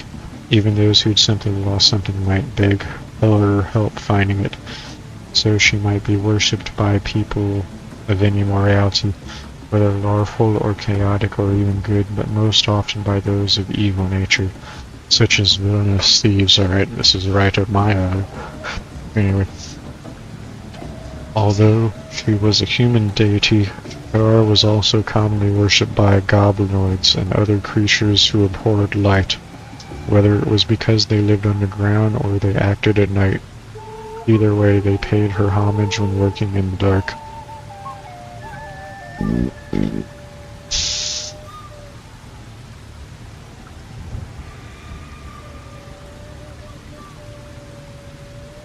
Under her stolen alias as Ibrandil the Lurker in Darkness, Shar was also worshipped by the Ibrandilin. She still granted spells to their priest. The clergy of Shar were a secretive organization that pursued subversive tactics rather than direct confrontation with its rivals. In many cities where worshipping Shar was barred, these churches and temples were hidden because of their illegal nature.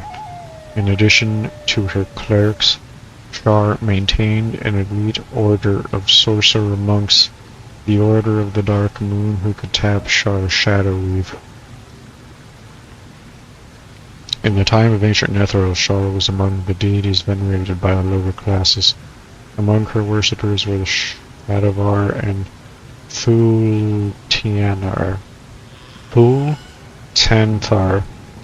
Thultanthar, who fled into the Plane of Shadow before Karsur's folly, Karsur's folly, and devoted their whole society to her. In the restored empire of Netheril in the 15th century, the Shadavar made worship of Shar the state religion and the basis for their law, with all other faiths forbidden. Their fanaticism and tyranny and their crimes for the glory of Shar caused much loss and grief, and led to widespread bans on her faith by the late 1400s. Shar was also venerated by many of those who used the Shadow Weave. Those who believed in the Dark Moon heresy believed that Shar and Saloon were two faces of the same goddess. The she-spider cult of Thay tried to combine the face of Shar and Lolth, but both goddesses ultimately rejected them, leaving no divine aid.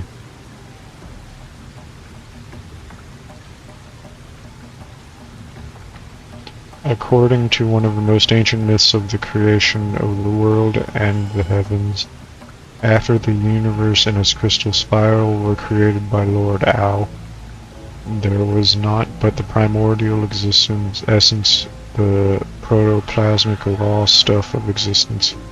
Described as chaos and timeless nothingness, the sphere was filled with no more than dim misty shadows, neither light nor dark,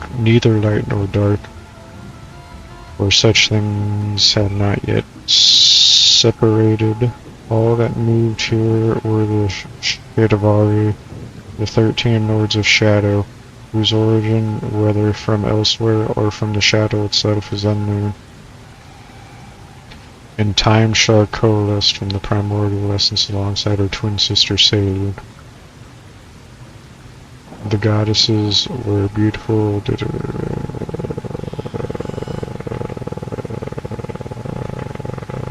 My god, this goes on for a minute. Alright, that's enough lore for now. I'm gonna grab another Coke Zero to get my throat in check, because that was a mouthful.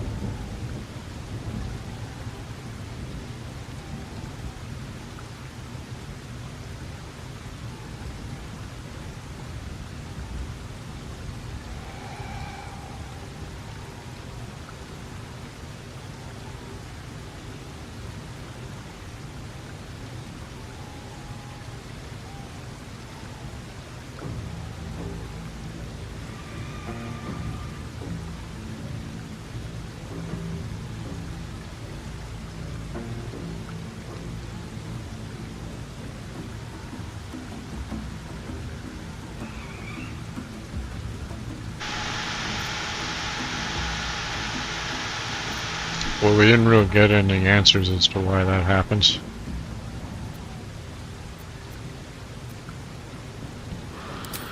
It's difficult to say. Sometimes I wonder if it's supposed to be guiding me, punishing me, testing me. But perhaps it's none of those. Perhaps it's completely random. I'd like to hope there's more to it than that. Some meaning that Lady Shah will reveal to me when the time is right. Until then, all I can do is endure. It doesn't, I don't think that's what's going on. I don't think so, but you're sweet to ask. Maybe just be patient the next time you see me wince or cry out. It'll pass quickly enough. It always does. Pain is sacred to followers of Lady Shah. Pain will give way to loss and then to the peace of her eternal darkness. You can tolerate a great deal of suffering so long as it has meaning. Yeah, well, Shah is just a sadist. I cannot say. Not with what I can recall. But even then, it would not be for me to question her will. Lady Shah has her reasons. Alright, so we've discovered that Shadowheart is also evil. And, for that reason we can keep her in the party.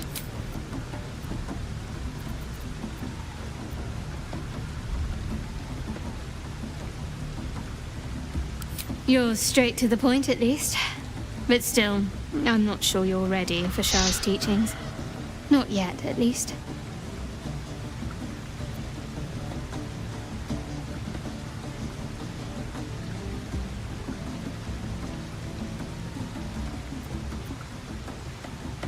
Yes, let us persuade. Who knows, we might even become a Shah worshipper. Right? I mean, it's the evil religion. Very well. Perhaps there's potential in you. Let's see how you handle this. I am indeed a disciple of Shah. Mistress of the Night and Lady of Loss. I assume you've heard of her?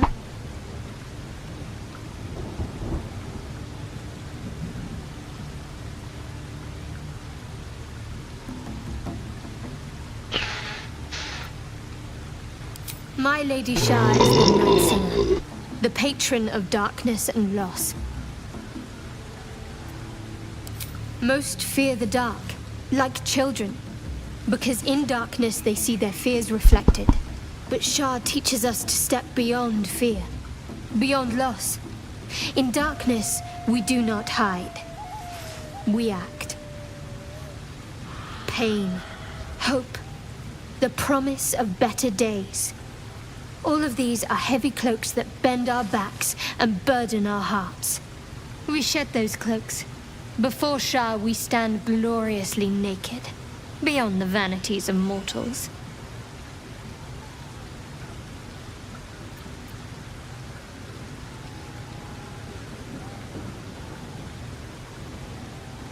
There's comfort, yes. But often there has to be pain beforehand. We tear down the lies the world is drunk on. The institutions they trust, the so-called gods they worship, the lives they cling to. We destroy false idols, topple corrupt organizations, fight heretics wherever they're found. There's often suffering, death even. Many people break before they embrace Shah's truths. Sounds evil. You're wiser than most. Many people balk at our doctrine. It's the reason why we cherish secrecy. You've a habit of saying all the right things. Either you're very glib or we're kindred spirits. Maybe both, knowing myself. But yes, once we've saved ourselves, we can talk more on this.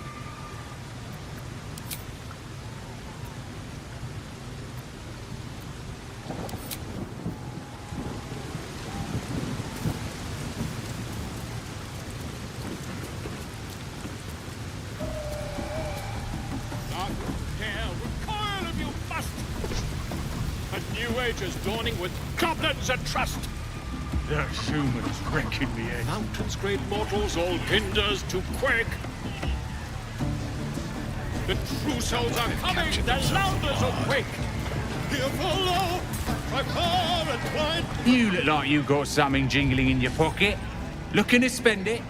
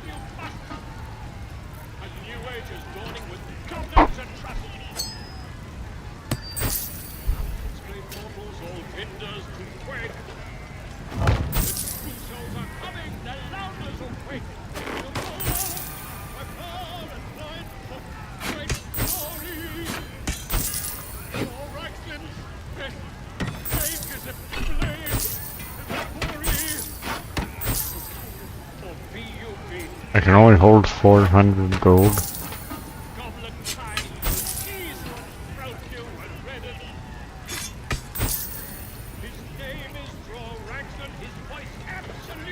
Oh, that's the weight. Dull.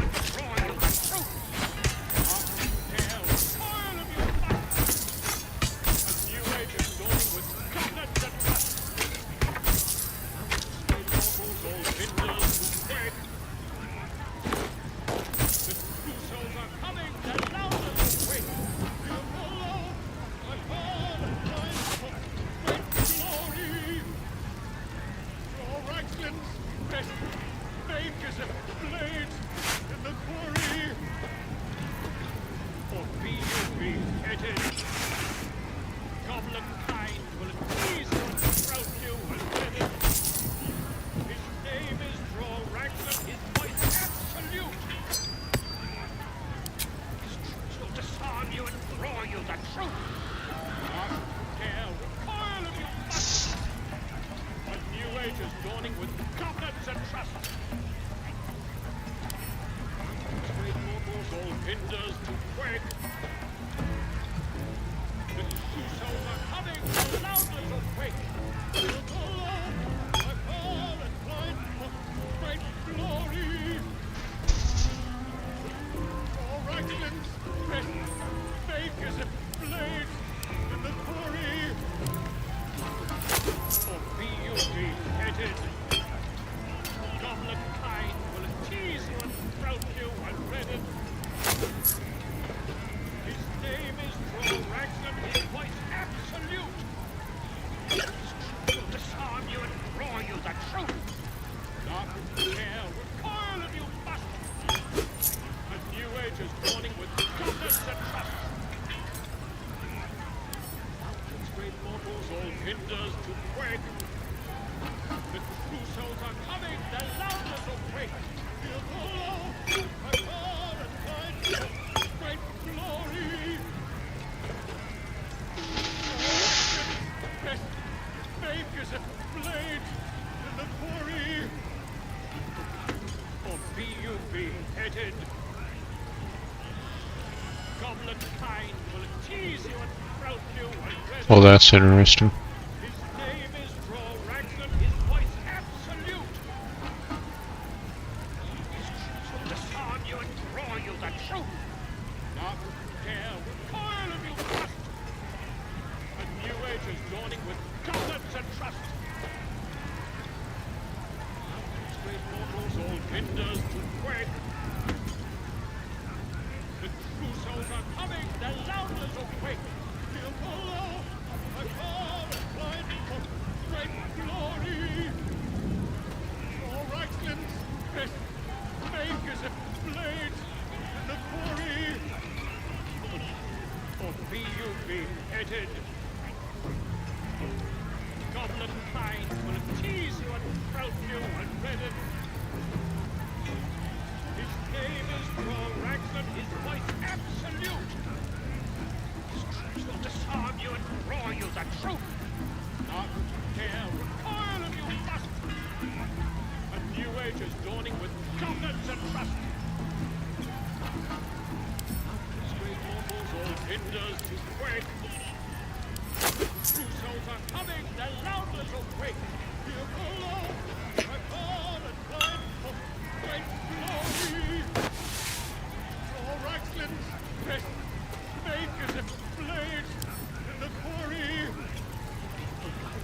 Or be you beheaded. Goblin kind will tease you and sprout you and redden. His name is Draw Raglan, his voice absolute. Will disarm you and draw you the truth. Not dare recoil if you must. A new age is dawning with goblins and trust. Great mortals, all hinders to quake. The true souls are coming, the loudness of wake. You follow, I fall and find for great glory. All right, fake as a blade in the quarry. Or be you beheaded. Goblin kind will tease you and sprout you and redden.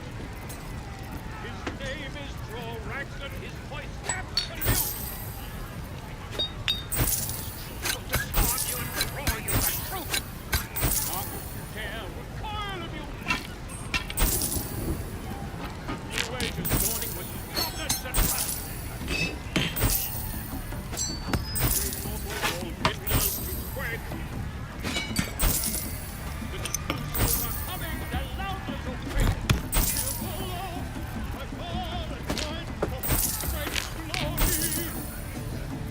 All Raglan's fake as a blade in the quarry. Get moving, I've got other customers. Alright, douche.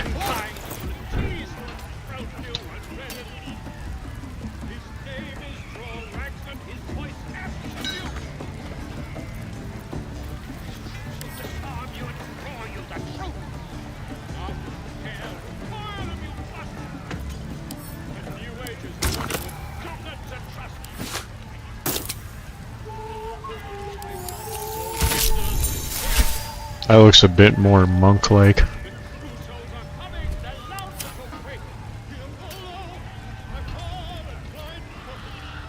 don't say so myself.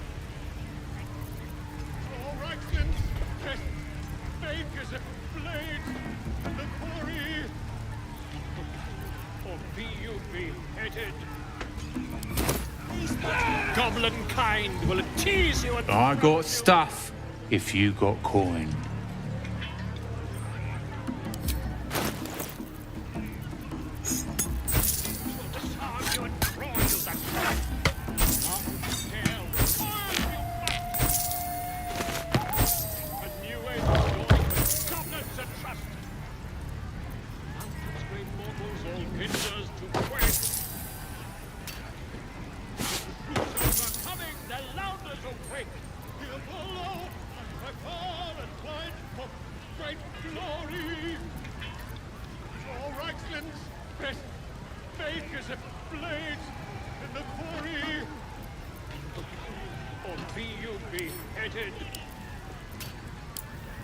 Goblin kind will tease you and sprout you and redden. His name is Drorax and his voice absolute. His troops Get disarm you moving. and roar you the I've got truth. other customers. Laugh if you dare. All of you must.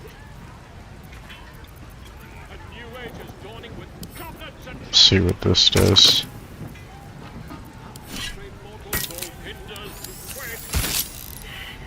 Ah, fuck you.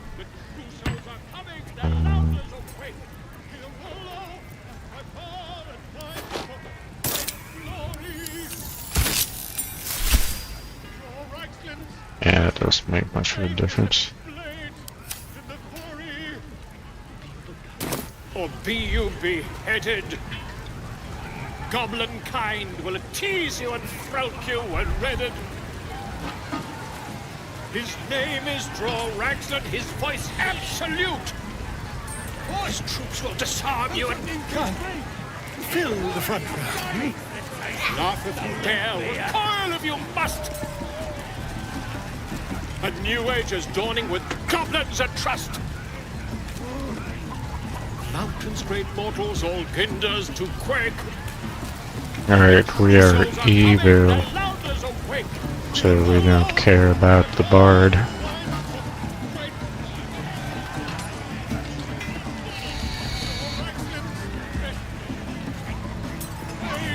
We are evil monk, and you know what? Statue of Monks, been dedicated to her.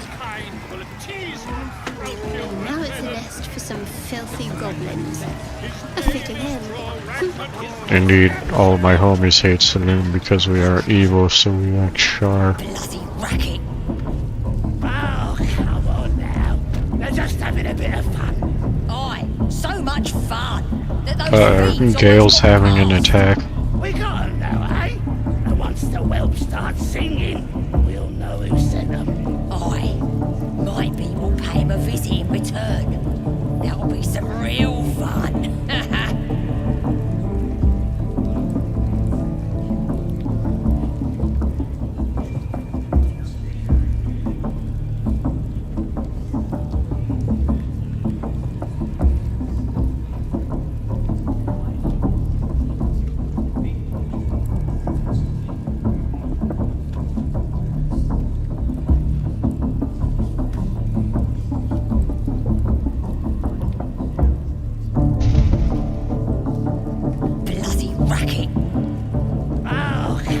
Spare me a moment, if you please. I've something important to discuss with you. We've been traveling together for a while now, and it's just about time that I shared something with you. Could that be that you're a Personal human bomb? matter that I'd have preferred to keep quiet, but needs must when the devil drives. I have no choice but to speak. You see, I have this condition. Very different from the parasite we share, but just as deadly.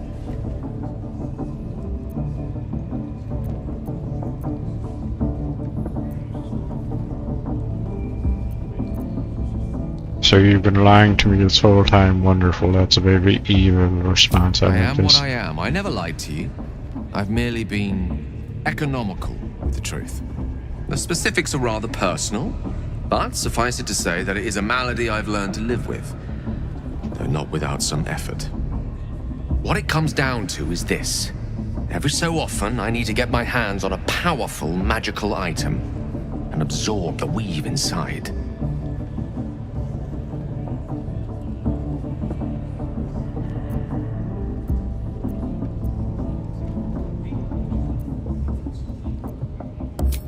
No, it's nothing like that. Magic isn't a narcotic to me, it's quite literally a lifesaver. I would not burden anyone other than myself with this were the stakes not so high, and the means of obtaining such artifacts challenging for a humble wizard to face alone. It's been days since I last consumed an artifact, since before we were abducted.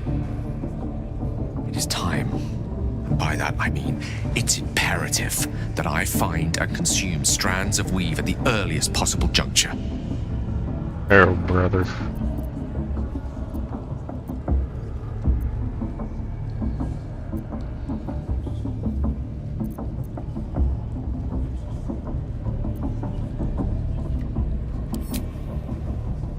A fair point.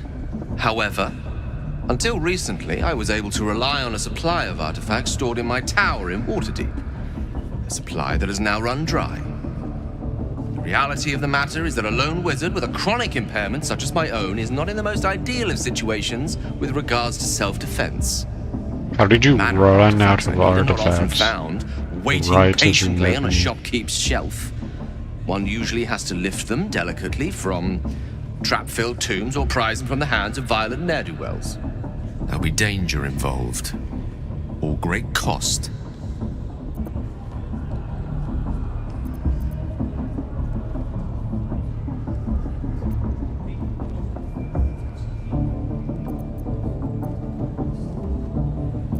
I'm going to act pissed off about this because that is the evil way.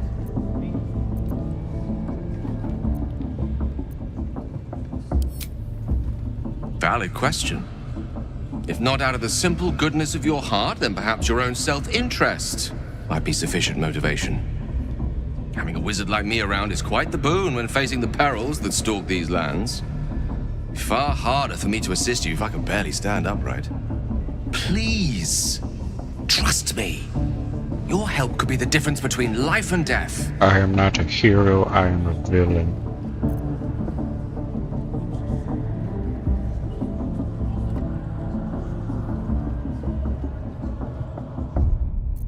Yeah, we're using our Jedi powers on you, buddy.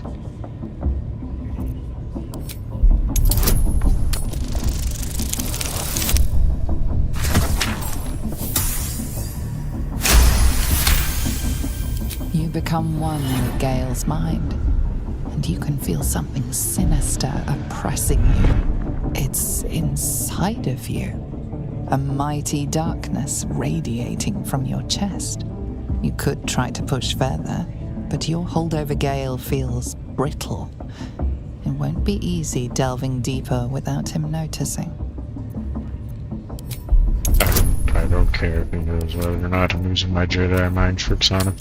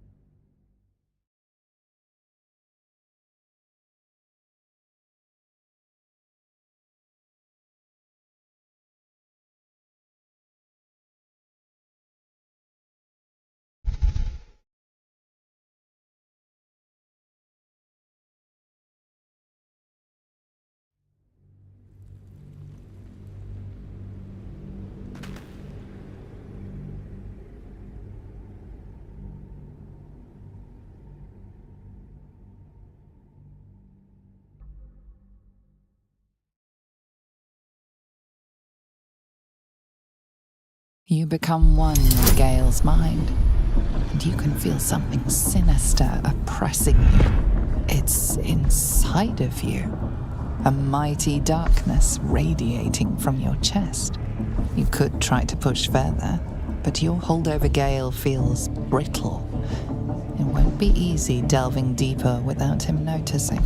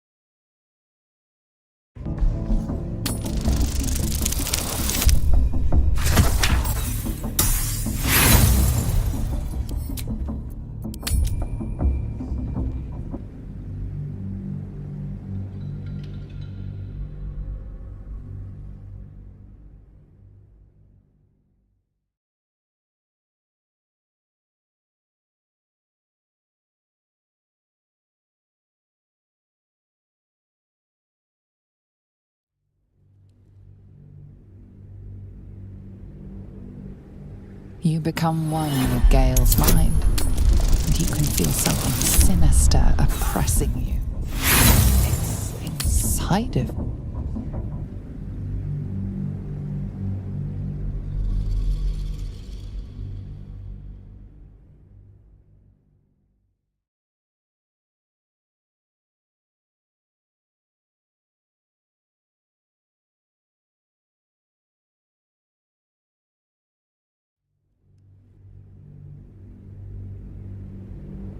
You become one with Gale's mind, and you can feel something sinister oppressing you. It's inside of you, a mighty darkness radiating from your You see through Gale's eyes, staring down the corridors of a dread memory. A book, bound, and suddenly opened. Inside there are no pages, only a swirling mass of blackest weave that pounces. Its teeth, its claws, it's unstoppable as it digs through and becomes part of you. And gods, is it ever hungry. Keeping me in suspense, are you? Come on, tell me. Do we have an agreement or not?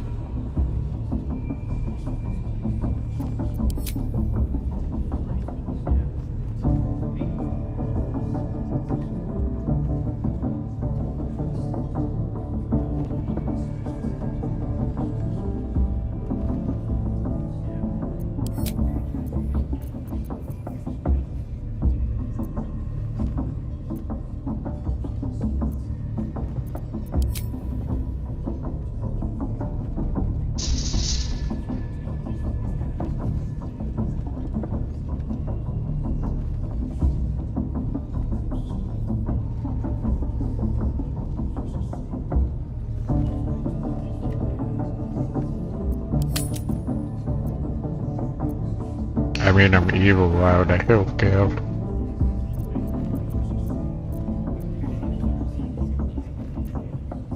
I don't know how else I can explain the imperative nature of this issue. You can't simply dismiss it.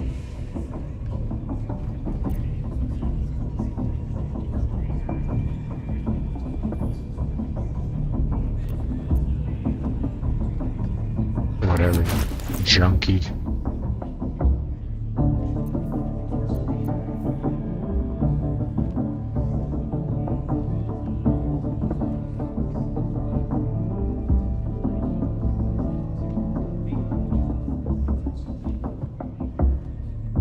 I don't even have anything to give you.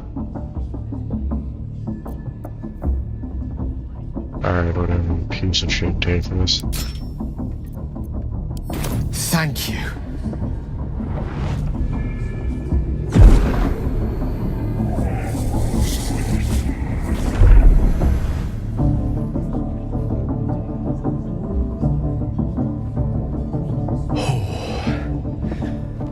That hit the spot.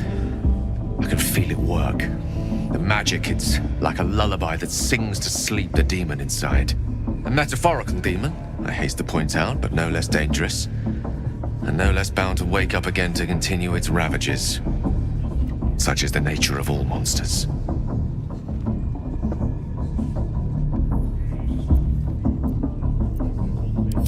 Compose 1,000 stanzas ode titled A Gale of Thanks and Adulation. Sincerely, though, I understand I ask a lot from you with few answers in return. But in time, all will be told. That was like worth 200 gold, though.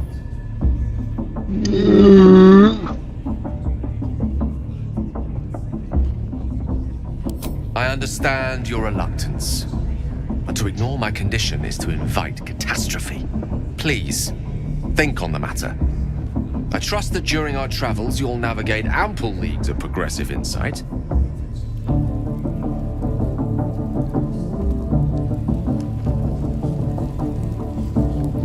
Seems simple enough. Breathing. Bloody Seluna. As if mingling with a horde of goblins wasn't bad enough. Let's do what we have to do, then get out of here.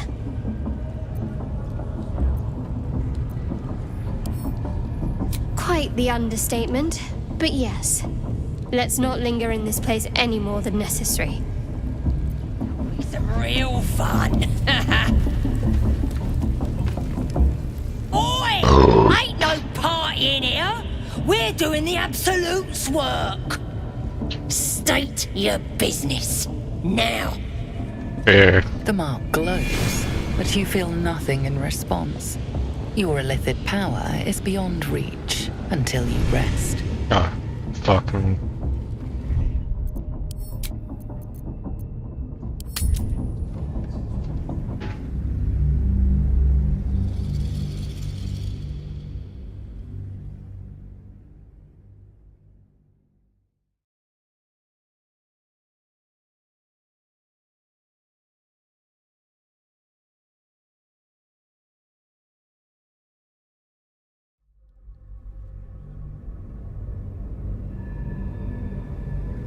You become one with Gale's mind, and you can feel something sinister oppressing you. It's inside of you. A mighty darkness radiating from your chest, used in its... So you? Come on, tell me. I don't know how else I can explain the imperative nature of this issue. A metaphorical demon, I hate. Sincerely, though, a plea. Oh, come on now. You're just having a bit of fun. Aye, so much fun that those thieves almost got past.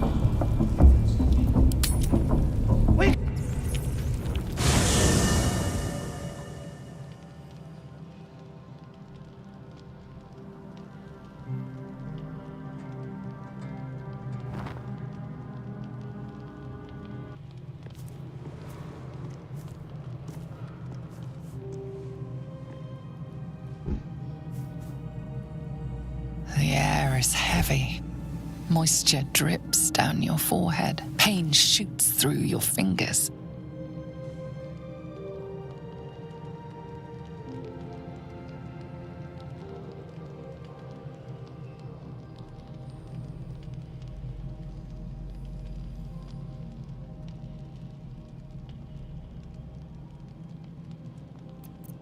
Your finger traces the arc of your lips.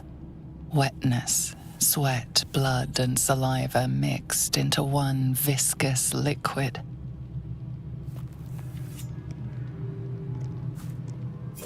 Chukil gate vlakith mazathok. Can you feel it crawling through you? Tendrils squirming in your chest, gripping your heart, piercing your belly. Your bones popping, your flesh swelling. I can. I see it in you. I feel it in me.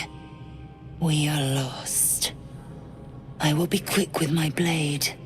First you, then the others, then myself. Your minds intertwine. You sense a touch of uncertainty, a touch of disgust.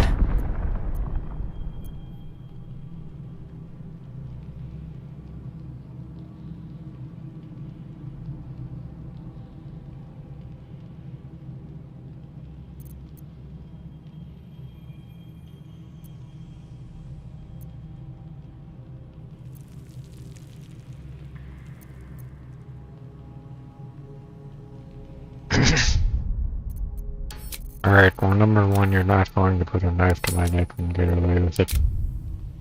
So this is where we part ways, bozo. Vlakith Gorg Skatzai! This is where we part ways, bozo. You've done goofed.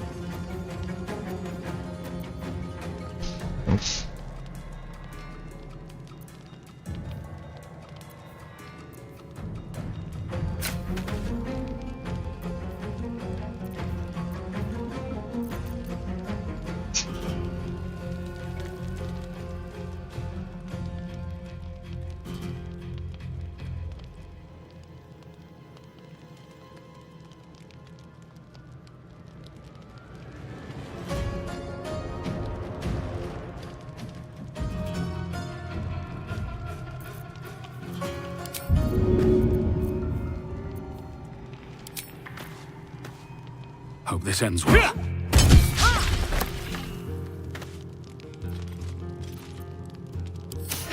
I don't fancy their chances. Oh shit, I forgot to equip Gale's spells, but that's fine.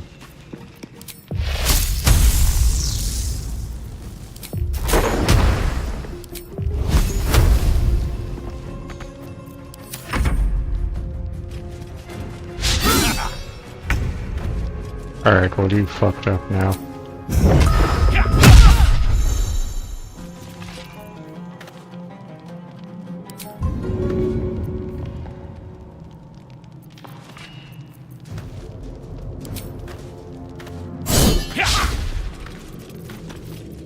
Battle of wits.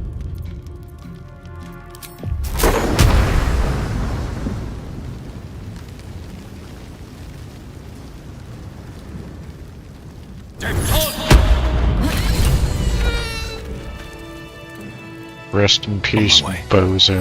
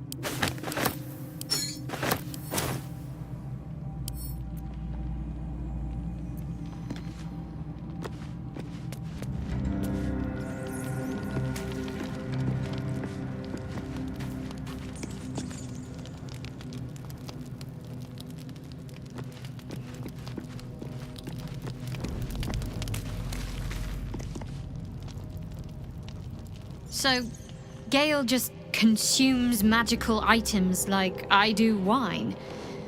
We truly are a group apart. Nevertheless, as quirks go, that's a new one for me.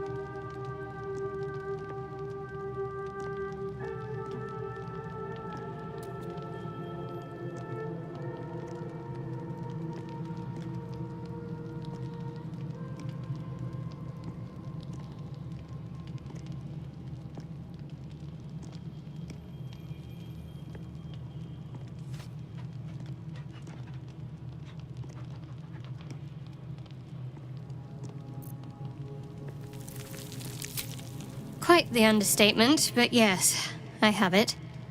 And I'll guard it with my life.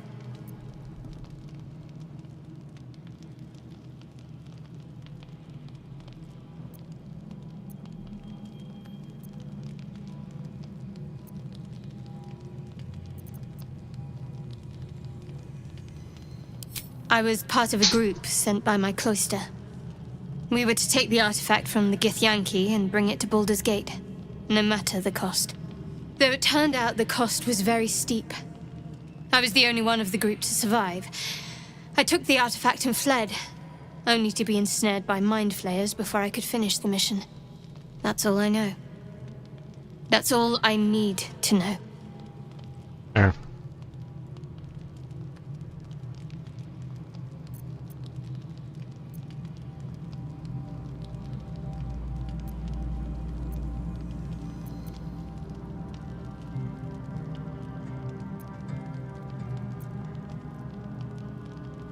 That's not a luxury open to many people, us included.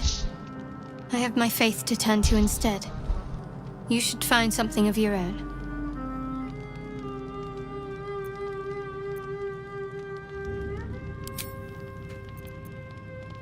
You already know my biggest secrets. What more can you ask?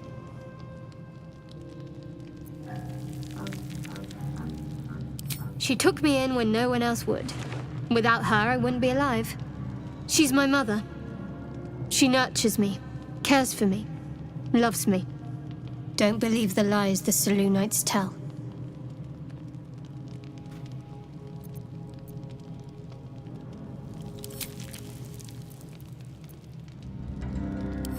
We haven't gone all that far yet. What are you referring to exactly?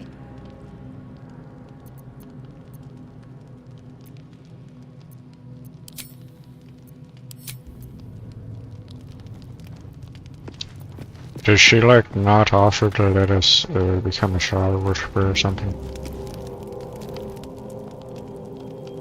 I've known people who are hungry for power, but Gale takes it a bit too literally for my liking. Is no one gonna mention that we just murdered Lizelle? Why he does it?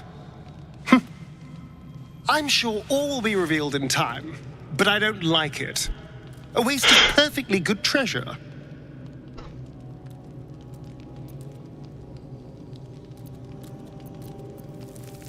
Oh, what's to tell?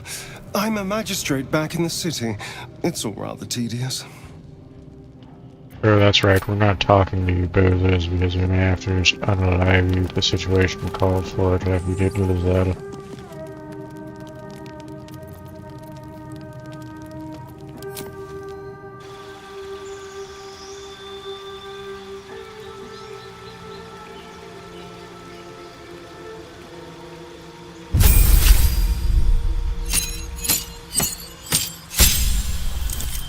Wait, what?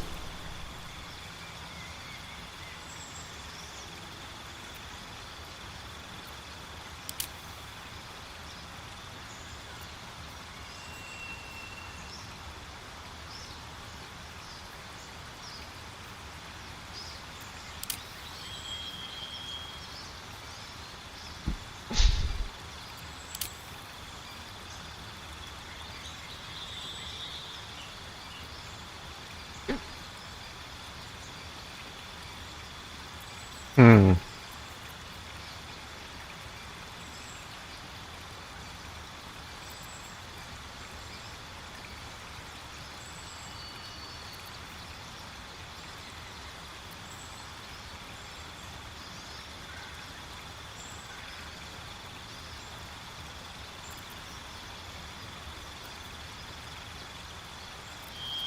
Interesting.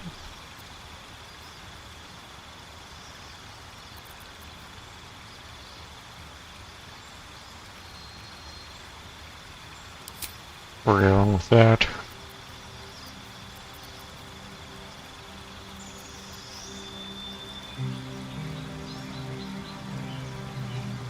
Definitely going with that.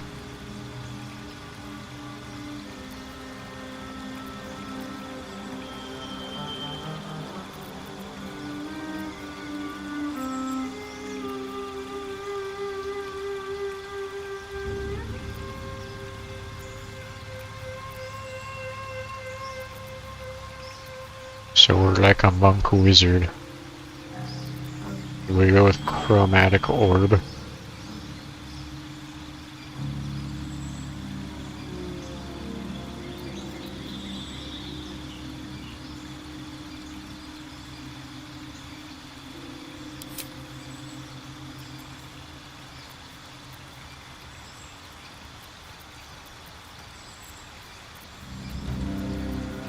We'll do that.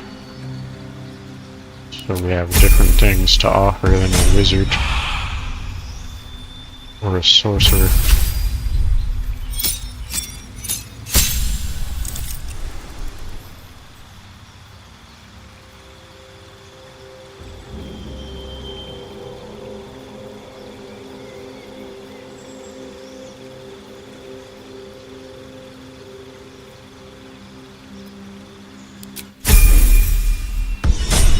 Alright, remind me to equip Shadowheart's spells so she's not too useless.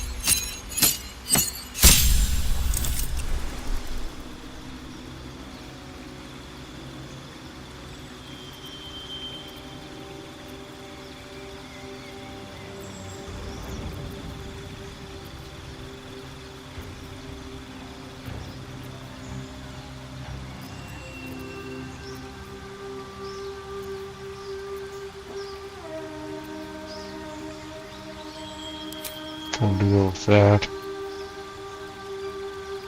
And that.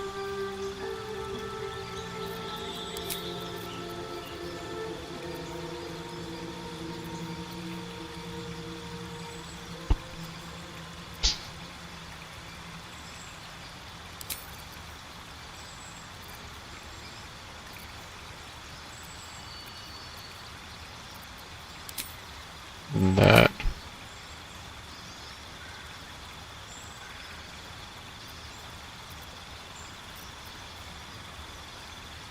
That.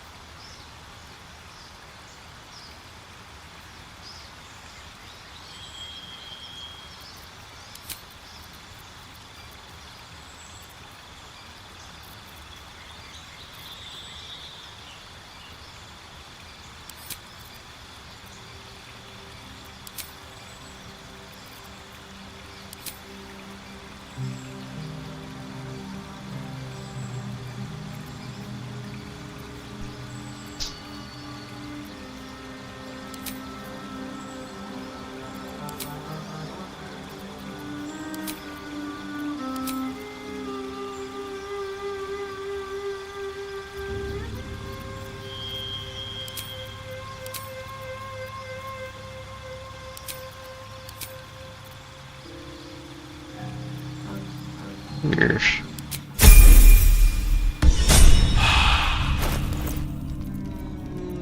Charmed, I'm sure.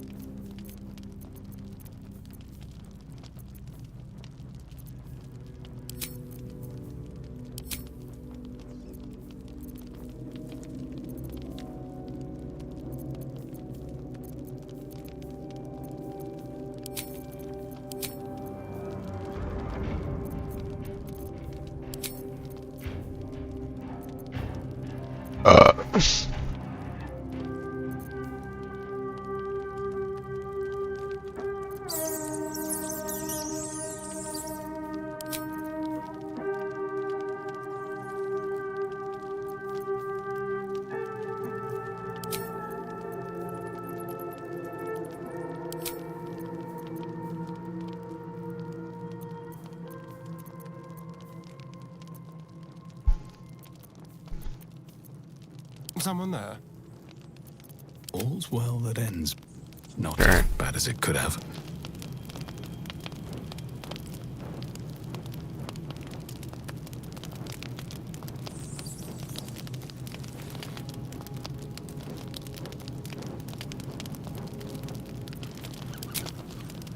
Who wishes to speak to me? Better not be cursed.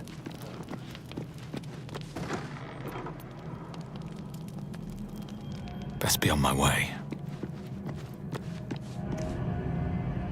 Not this one, nor this one, and this one are less worthy still.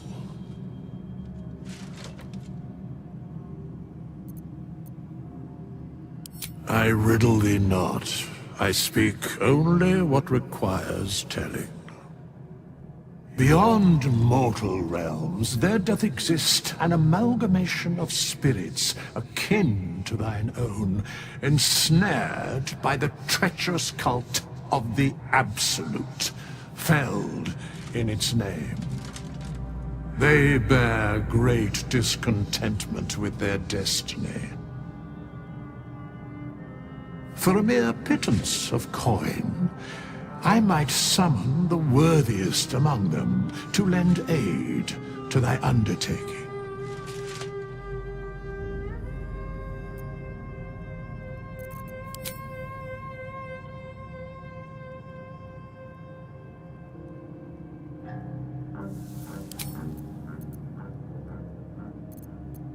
Most willingly, forsooth. Their passions doth run deep for what hath been wrought upon them.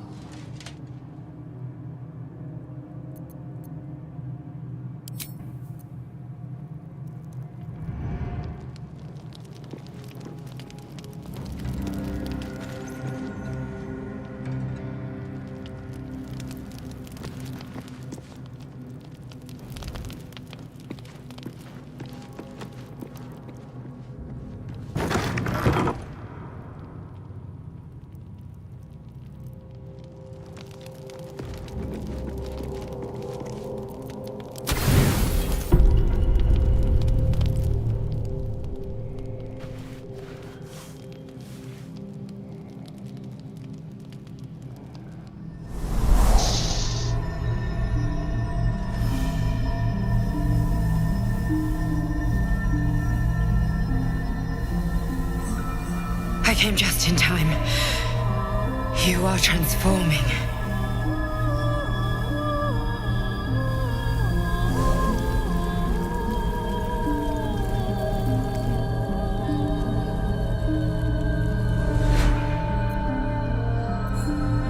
Back off, weird ladies. Combative.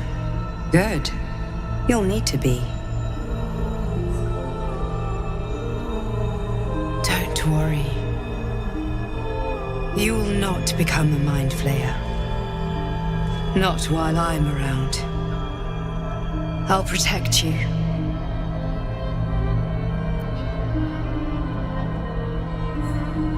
Stubborn.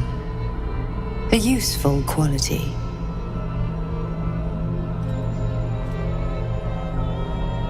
We haven't much time, so listen closely.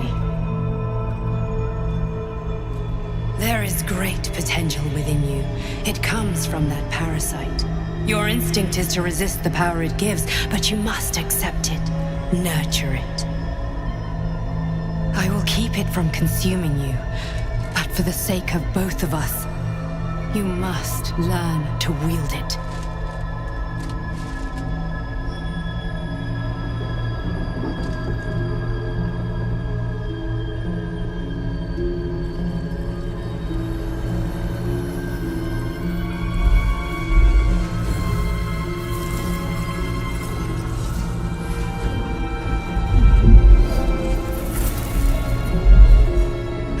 for the fate of Faerun.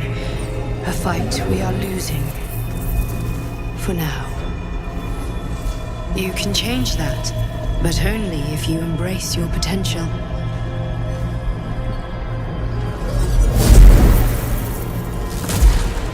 Alright, so I'm assuming the purple is Shar. The enemy is closing in.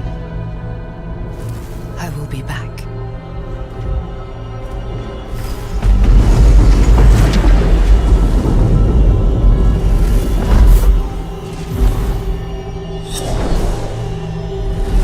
Wake now. You'll feel better.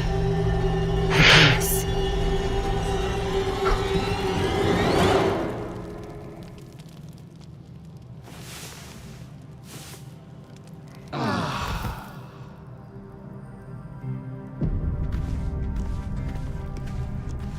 Come over here, boy.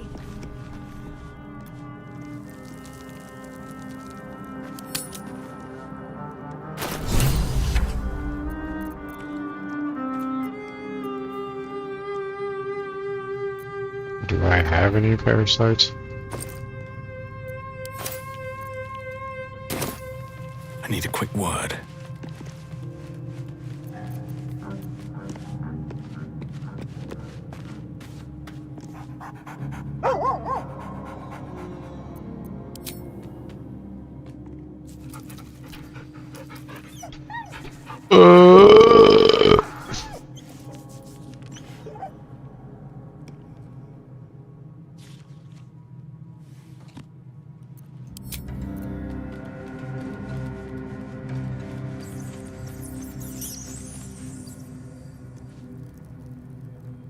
Is anyone gonna talk about how Lizelle was gone?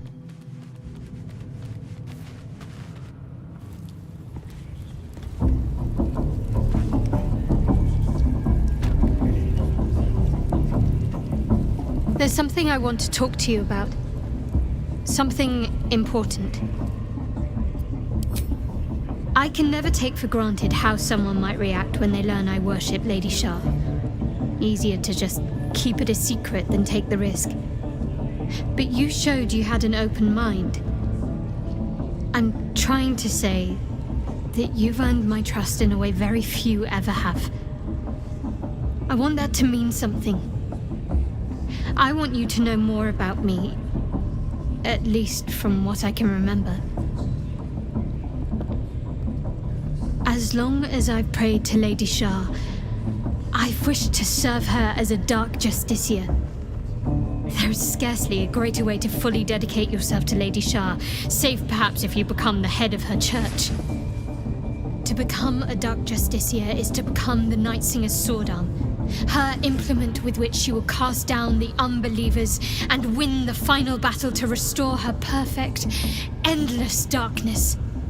It's all I ever wanted. I prayed it was my calling. But Mother forbid me from seeking to prove myself worthy of the rank. She said I was not ready. Not my mother, I should add. The Mother Superior, head of Lady Shar's enclave in Baldur's Gate. Sometimes I wonder if she would ever deem me ready. I owe her everything, and I only wish to serve, yet she can prove inscrutable.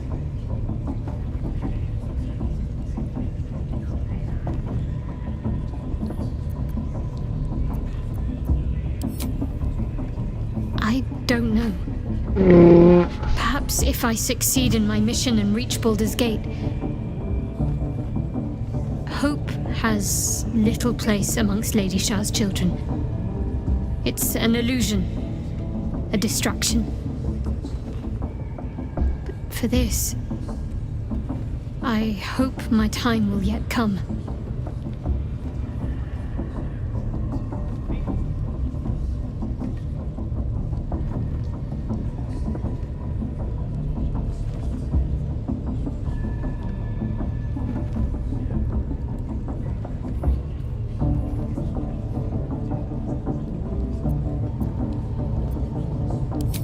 Thank you.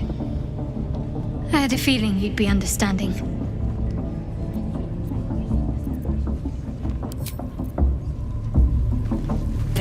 racket. Oi! Ain't no party in here. We're doing the Absolute's work. State your business. Now.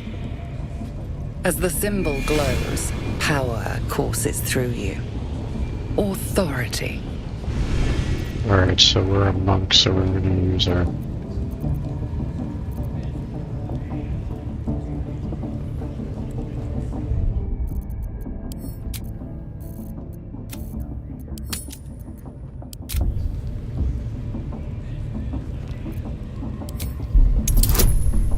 We're gonna use our Jedi mind tricks.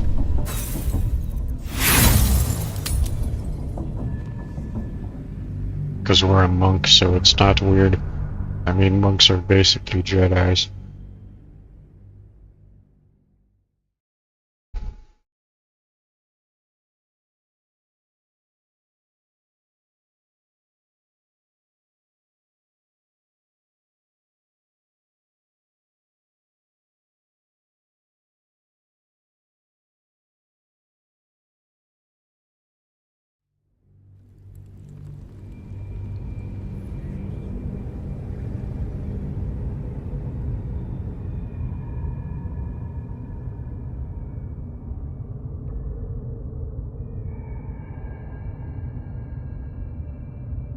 As the symbol glows, power courses through you. Authority.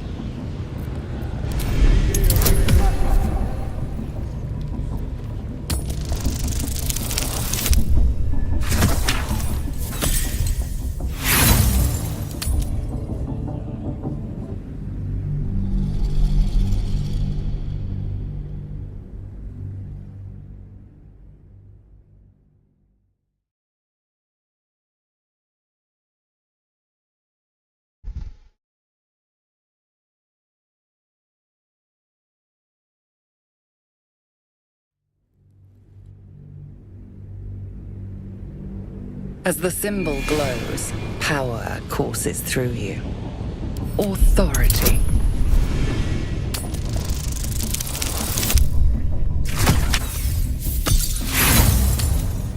Now we're hitting the loading game, we're hitting the continual loading, so we're hitting the save scumming game.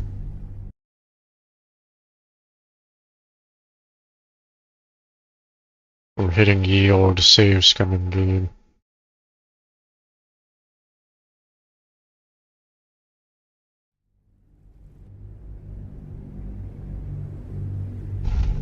As the symbol glows, power courses through you.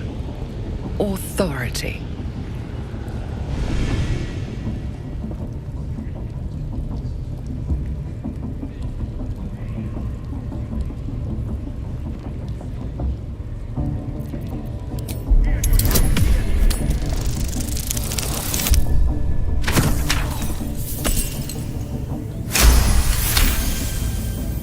Can't be here to see the true souls. Those types don't even bother to wait.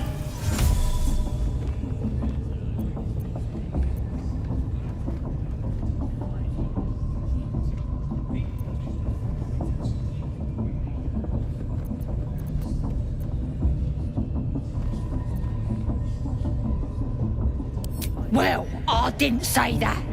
But you'll need to be more specific, mate. Absolute's blessed us with 3. You here to see Priestess Gut, Boss Ragslin, or the Drow?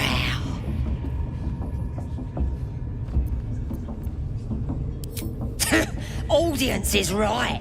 She's an uppity one and no mistake, but she knows her business. She's in telling the war chiefs what's what. Next raid's gonna be a big un, I hear. Bloody racket. Seluna. As if mingling with a horde of goblins wasn't bad enough. Let's do what we have to do, then get out of here. Quite the understatement, but yes. Let's not linger in this place any more than necessary. That'll be some real fun.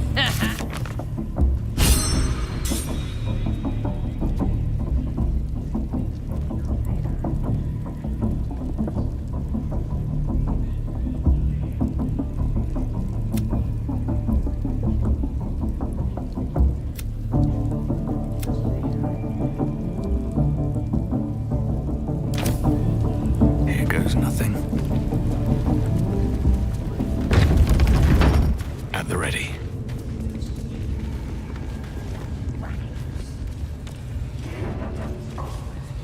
Do you hear Vile idolatry. Makes my stomach turn. Operations are an improvement.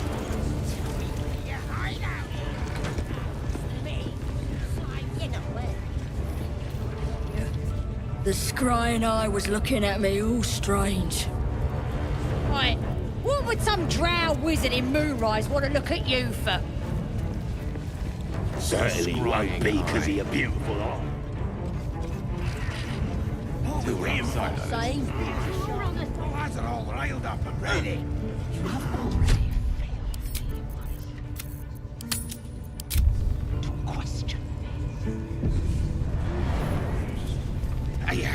I didn't mean nothing by it, your ladyship. Honest, I didn't. Life, much like your words, is meaningless whelp. End the latter to save the former. Sorry to bother you, mistress. Got a message from the guard. Your scouting party has not returned, and half of the intruders escaped your guards. Sorry, mistress. We mucked up. Until their sanctuary is found, I will take something precious from you every hour that passes. A trinket, a tongue, a limb. Ain't no use without my limbs. The lad'll make the prisoner squeal soon enough, I swear. Silence now, creature, or I will silence you forever.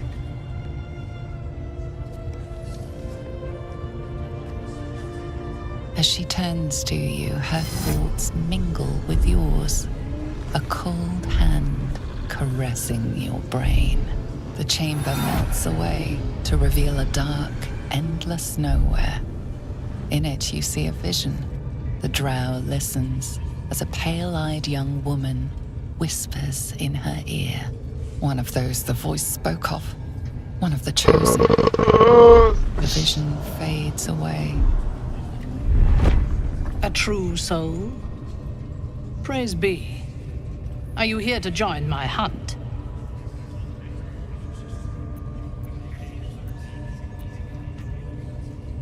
Worshippers of a false god.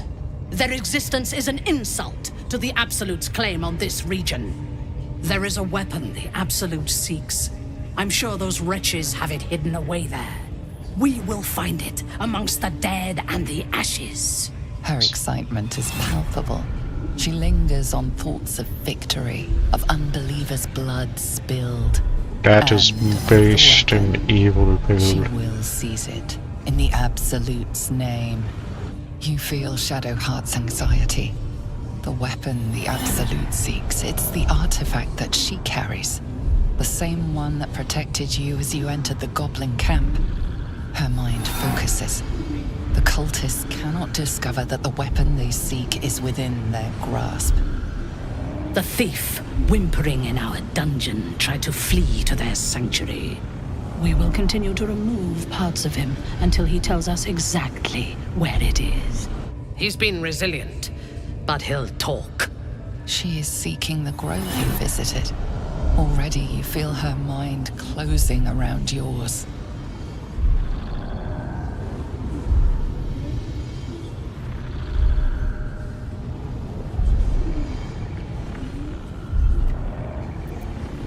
Speak, true soul.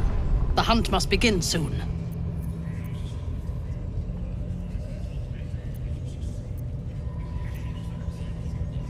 You are sure? And how did you find it? Praise be. And now, through her will, you can be my eyes. Her mind enters yours, a splinter of ice piercing your memories.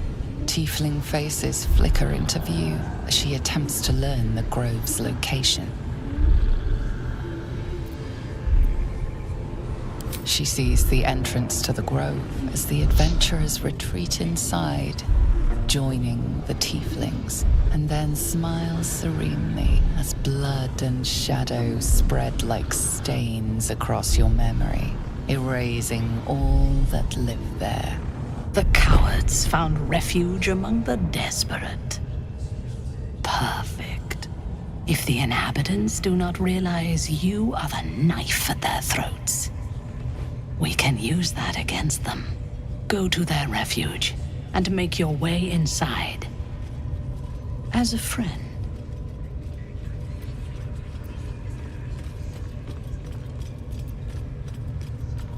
How noble. I prefer to win. I will gather a raiding party and move into position. You will open the gates from the inside when the time is right to strike. We will cleanse the place of infidels and burn it to the ground in the Absolute's name. And then we will be the first among her favorites. Good. Marshalling the goblins is no simple matter, but my warband will be ready to attack by next light. You must make your way inside. Once I am in position, on your signal, we break them. And when they are dead, the Absolute will reward your faith. As will I. For the Absolute. Gather the raiders. Surprises If it is your ladyship, weapon. why do they think they're talking talking to a god? The artifact.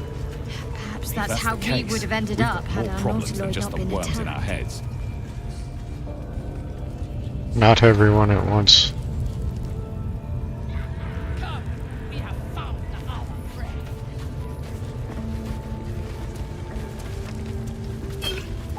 Alright, so as I suspected the first time, the drow is based in the evil field right up our alley.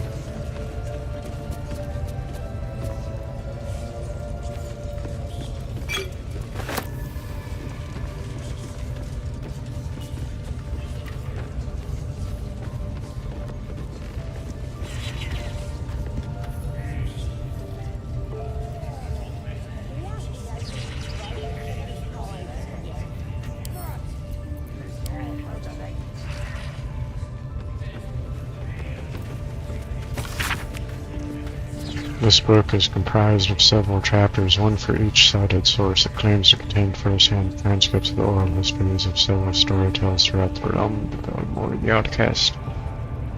Even Belmore's reputation in Athkatla, the city she once called home, and at the former night I served noble and exclusive order of the radiant heart with no small amount of trepidation. She has lived as an outcast for some years now, and the rumors of her character quite precede her. Spoke to one of the prelates of the order who described her as a dreadful sadistic traitor, warning me that to find her would be suicide, that she would kill me before I could speak a single word. He was wrong. When I finally tracked her down, we spoke for hours, and I left with her blessing to share her story. I will not disclose our meeting place, as the order punishes those who violate their vows with beheading. Of course, I regret it. Breaking an oath isn't going back on your word. It's not an ethical quandary. It reaches out a part of your soul. Before I could call on angels to fight alongside me, I could banish fiends back to the hells and demons, to the abyss, all with thought and prayer. I lost my voice. I speak, but this isn't my voice. It's an echo, a whisper. Tell him this. Most days I wish I died rather than breaking any oath, but I'd never take back what I did. What I refused to do, damn you over service, became dogma. Obedience was virtue. The question was sin. Just as the duty are uncomfortable bedfellows, and eventually they make bastards of all of us. Yes.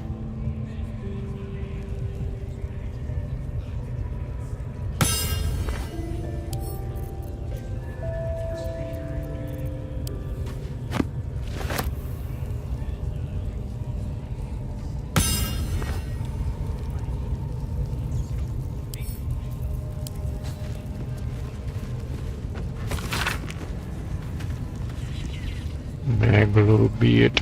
Your axe got broke, your lips don't sting, your priest all croaked. Fill your face and we'll take your eyes and chop you down to goblin size. The Absolute will make you kneel, beg and grovel, bleed and sweet. Yes. Yes, quite. Quite indeed.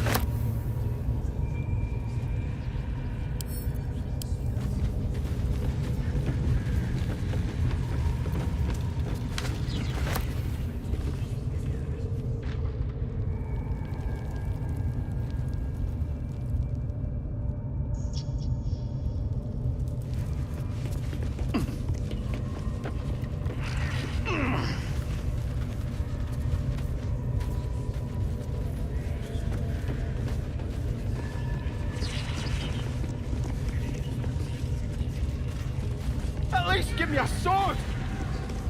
We want you dead, you dumb knuckle. Not dead and heroic. Get down there and stop complaining! Smells like burnt flesh in here. Well, they probably eat people, Gale.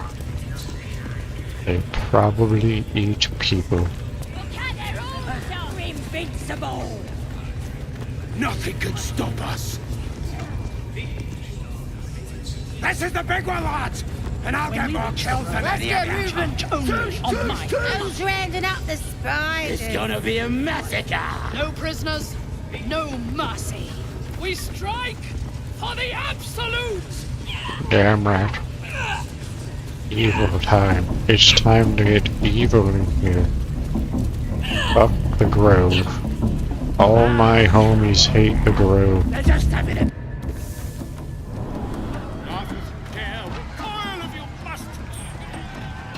All my homies hate the Grove.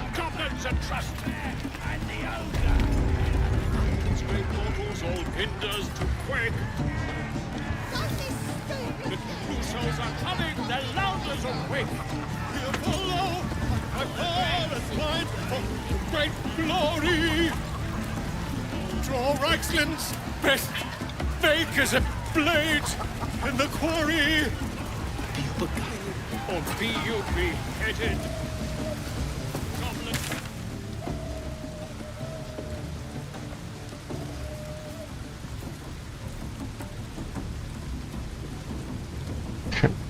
I'm not finding with the Yankee crazy buffoon. Lazelle's dead. Lazelle's big dead.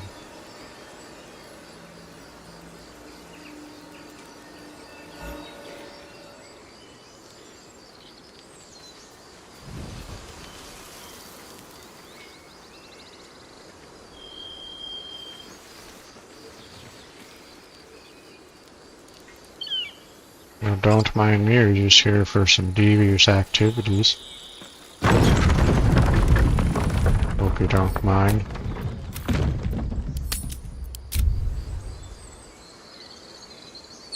Here for some big devious.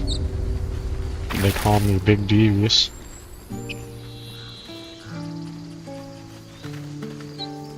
There are children here, you fool!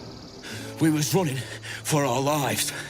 You led them straight to us, and you let them take the druid too? Unbelievable!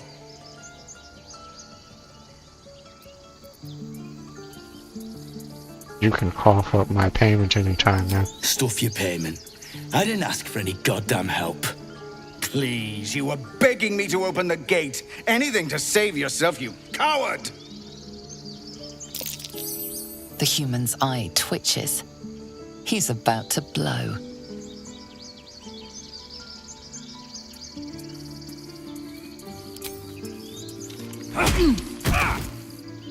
Should have done that a long time ago. Arrogant prick had it out for me from day one. No one leaves my people out cold.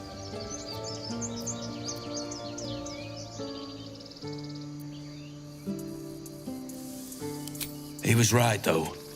Coming back to this hellhole was a mistake no amount of gold can put right. I'd rather face another round of goblins than stay in this pit. Goblins with the sick for once. Let's try to avoid any more punching. We need to find a healer.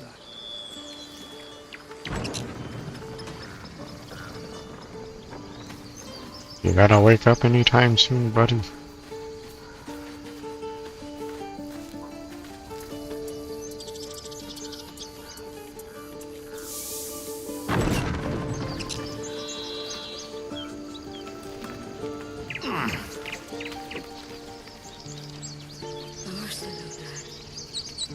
Lady of Silver, please, may he rest by your side. He never hurt anyone.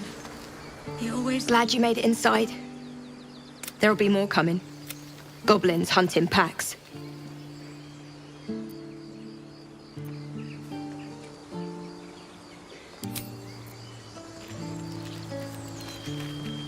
Yeah, there's gonna be goblins coming for sure.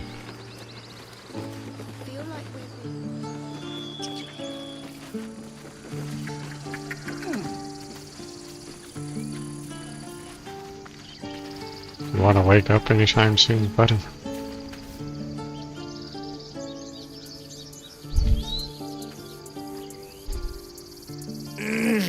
Regression. A cheap shot. I should have expected that.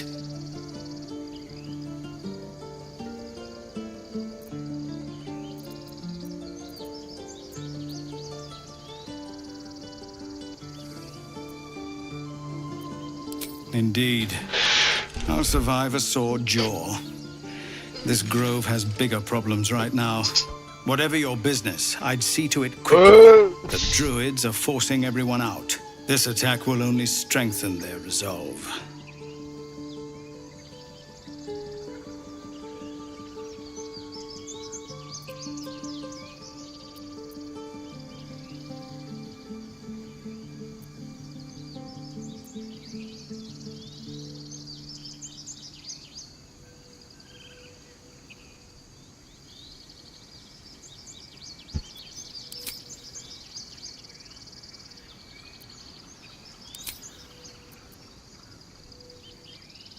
Goblin got you.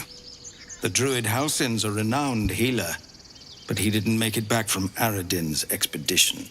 If it's not too serious, you could try his apprentice Nettie. She's with the other druids in the inner grove. They've started a ritual to cut the grove off from the world outside. We can't stay, but we'll be slaughtered if we leave. We're no fighters.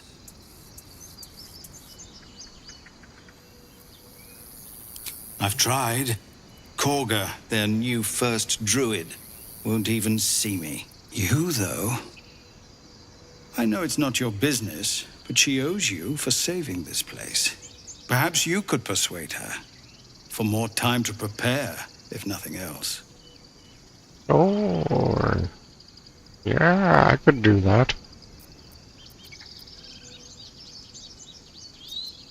We'd owe you a great debt. What little we have, we'll scrape together. It isn't coin we need, it's time. Yeah, I could definitely see should. about postponing. Yes. No harm in trying the diplomatic route. You'll Yes. find the druids at the heart of the grove. Please, make them see sense before more lives are lost.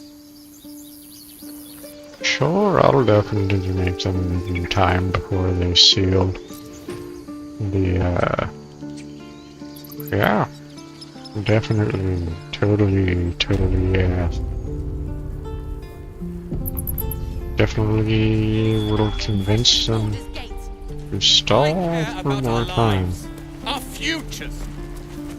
No, you just care about your stupid apprenticeship. Take your time. Get a feel for it. Right. And again. Swing and swing and... Oh! Ha!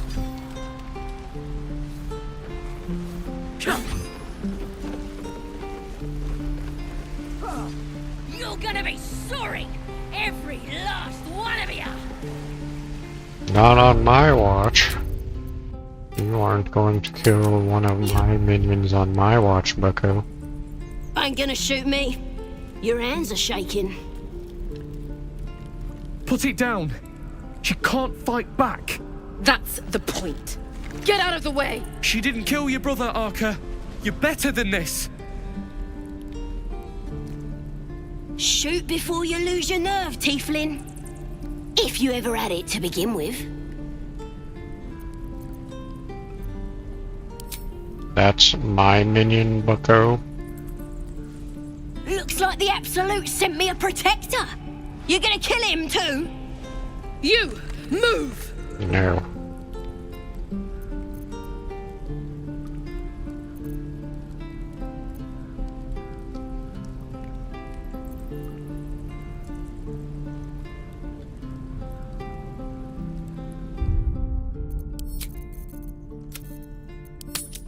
Alright, I'm about to Jedi mind trick you with my monk powers. Watch this.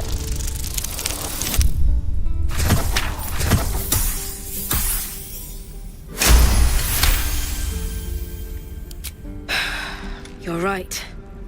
I wish you weren't. I really do. Damn you. Damn it! Why do you care if a goblin lives or dies?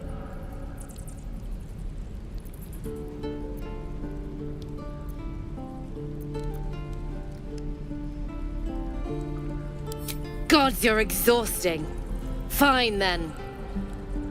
It's all right, Arca. Let's go. Oh, you thieves are all boring. Even your cages are boring. Ain't sure why you're protecting me. Don't care, neither. It's too late to make friends, warg meat.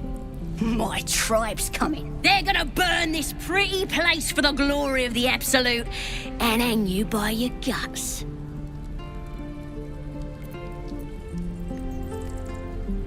They'll peel your face off and nail it to a wall. I ain't scared of some god. Stick a dozen arrows in me and Priestess Gut'd still patch me up. Got a whole lab set up. Cooks up potions that fix our lads, no matter how much of a beating they take. Could probably stick your head back on if someone was to chop it off. Mighty booyarg. Booyarg. The goblin word for magic. Primitive to a fault, but not entirely without merit.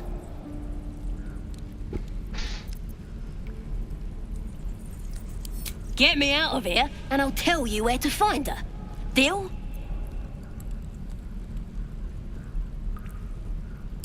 Then hurry up and do it. My tribe ain't as friendly as I am. I'm gonna bite the heads off your kids. And your birdies. You gonna open this cage or what?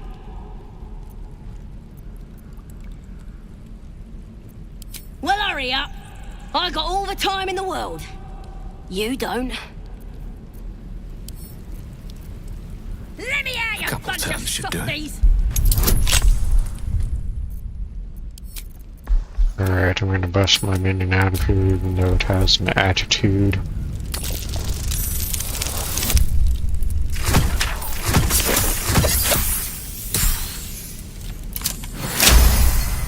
You're gonna be sorry! Every last one of you!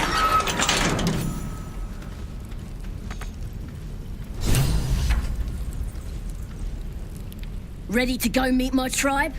Just say the word.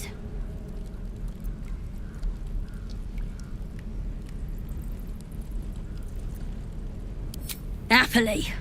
Lead the way. Believe it or not, but I witnessed a similar standoff back at the Yawning Portal. Of course, an establishment like that invites all sorts of outlandish entertainments.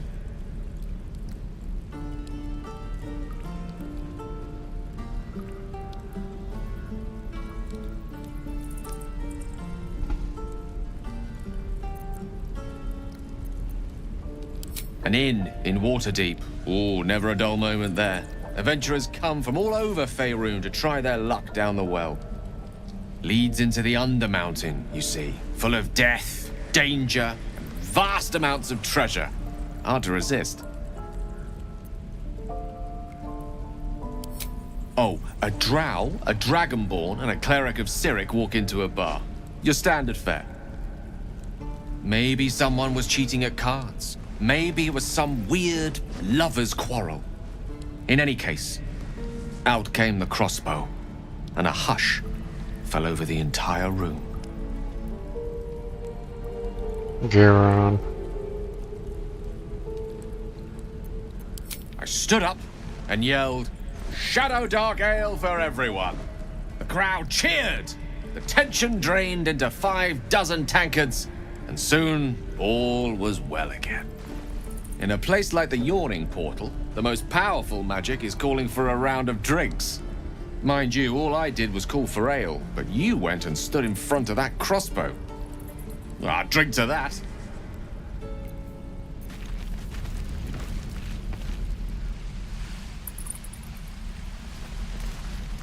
Don't mind. Your rescue attempt has been noticed. Choose your next move carefully.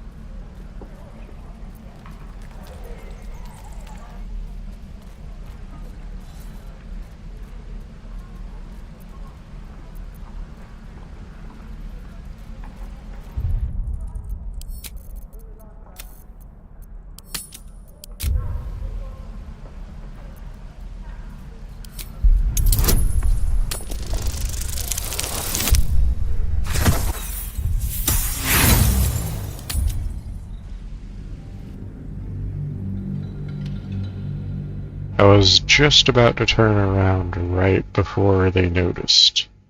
I was like, wait, maybe I should try to find a back way out of here.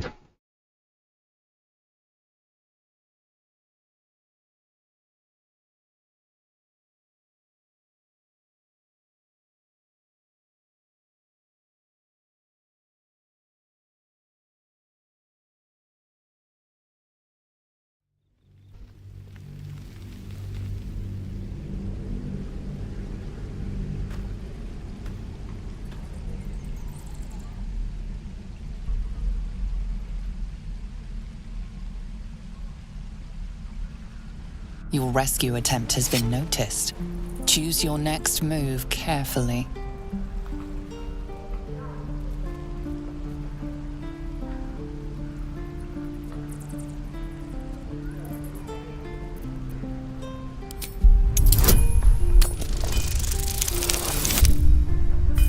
There.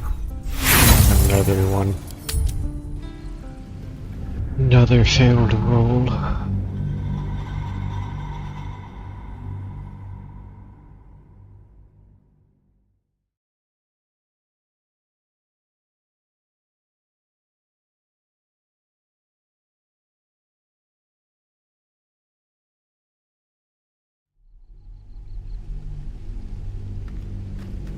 Your rescue attempt has been noticed.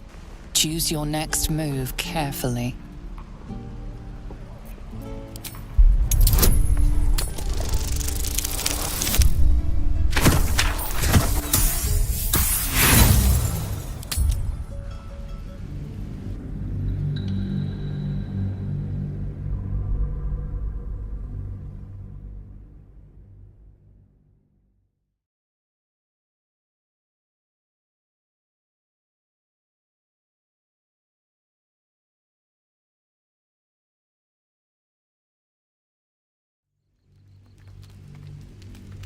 Your rescue attempt has been noticed.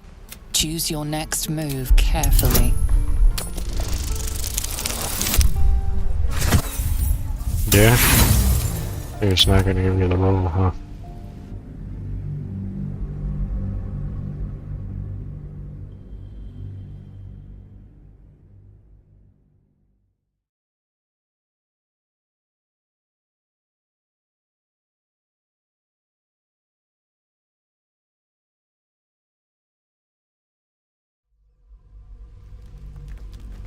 Your rescue attempt has been noticed.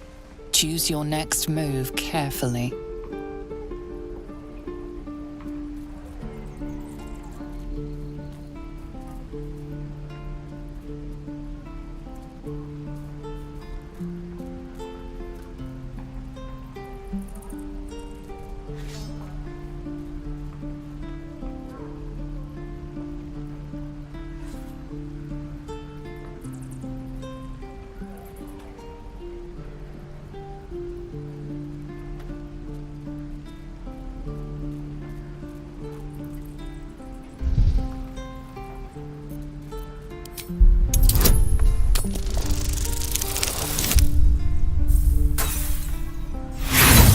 Oh, wow.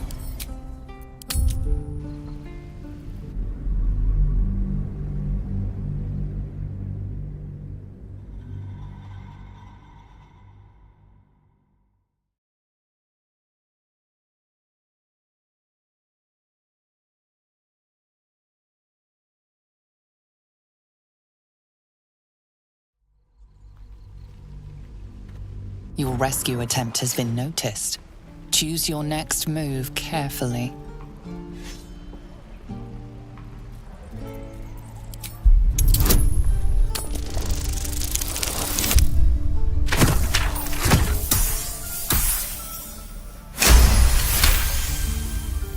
You are persuasive enough. You and the goblin are free to go. Was there a back way out?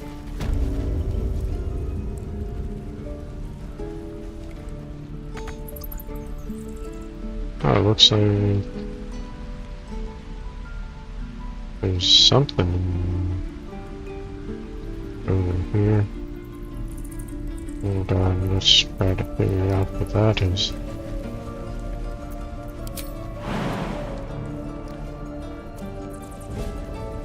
Have a lot on my mind.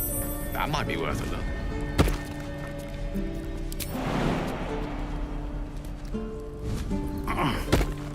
Moving ahead.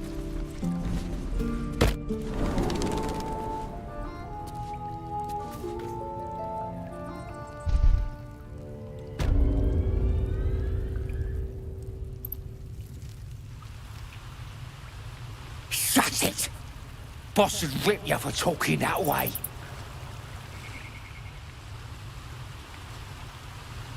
Entertained? He's boring.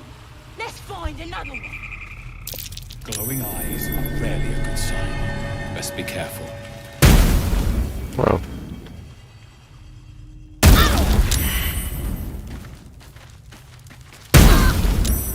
Could wake him up by chopping off a toe. Did some bleeding arts show up to save the druid? I'll cut you to pieces. What are you doing? It's me, Sazza. You and them other idiots mucked up the old raid. The Absolute don't like failures. I ain't a failure. I'll be an hero when I tell the boss about this place. And you'll be maggot food. I'll be telling the boss myself.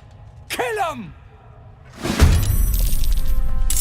Alright, like I didn't have an option to say anything there.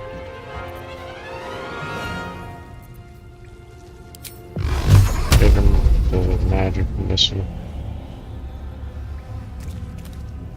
Tormented!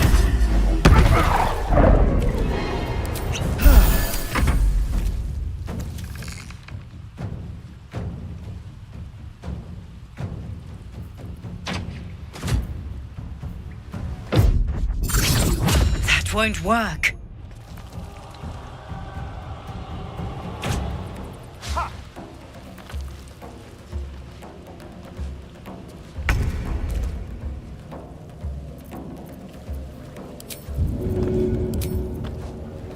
First step is the hardest.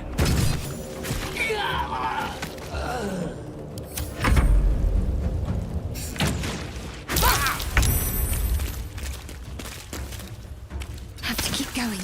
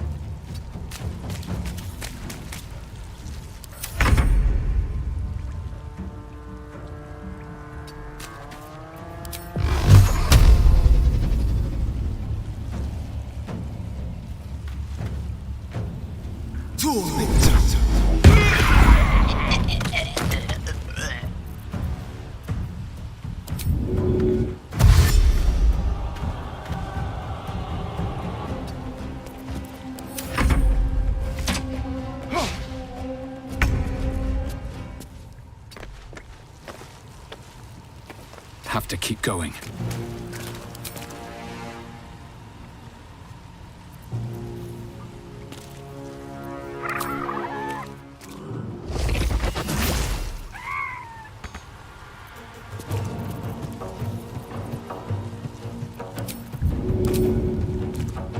And away I go.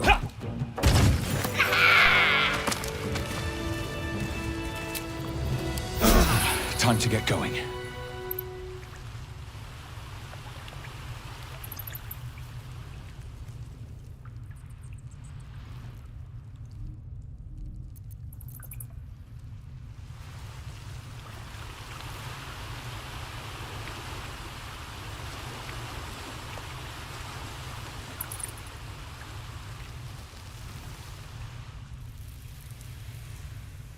I'll give it a shot.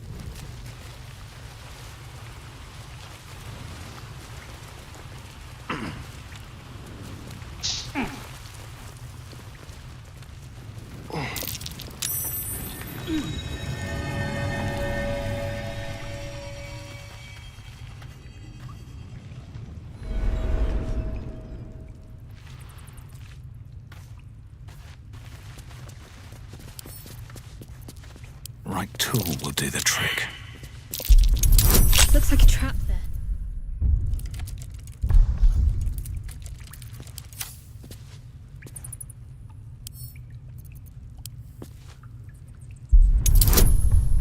Yeah, so I gotta disarm it before I loot it.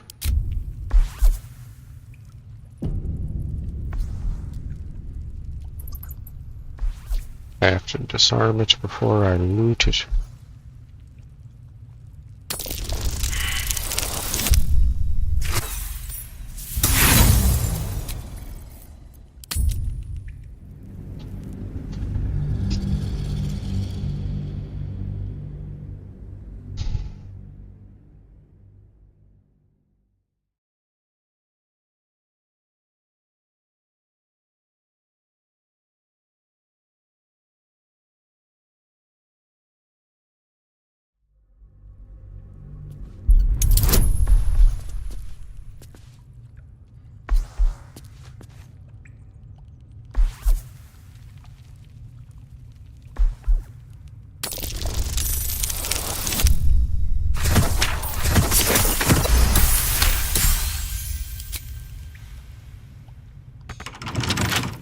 Bet I can crack that open.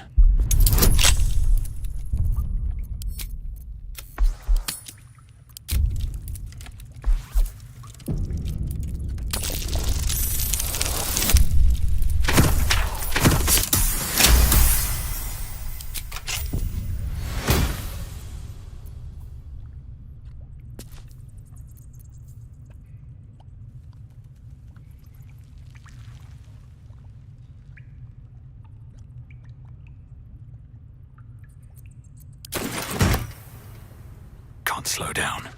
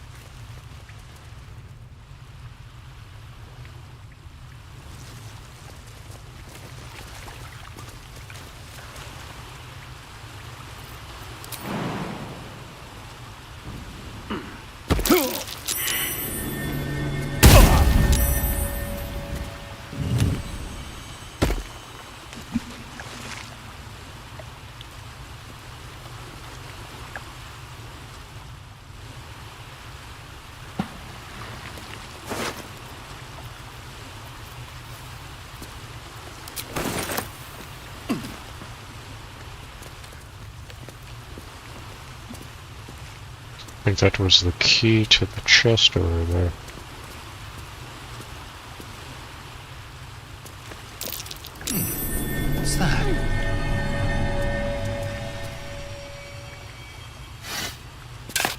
Or is it a key to this buried chest?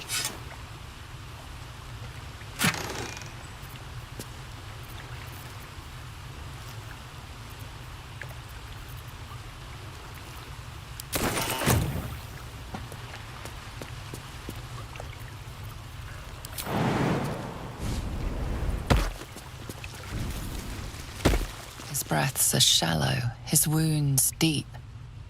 He doesn't respond to your voice.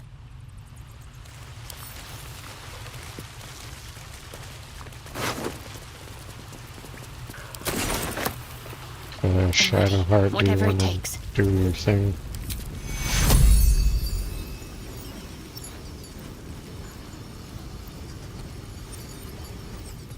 Take you. Your rescue attempt has been noticed. Choose your next move carefully.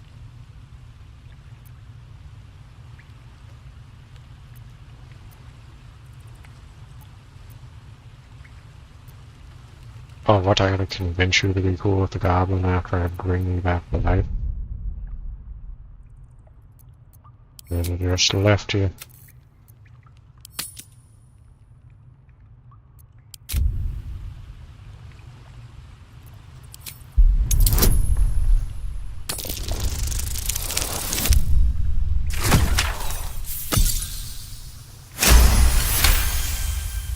You are persuasive enough.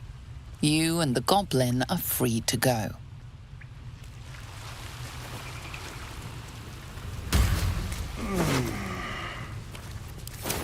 No harm in a little conversation. Oh, thank you, thank you. I thought I was gonna die down here.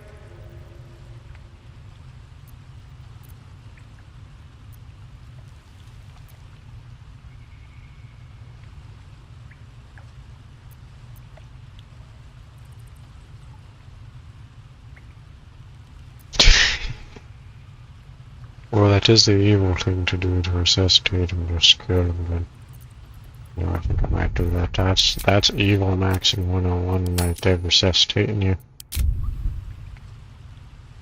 Just kill you. What? No!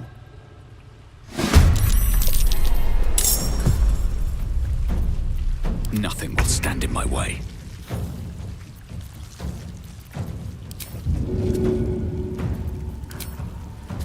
Seems like the best way. Try me. Again! I miss this. With finesse.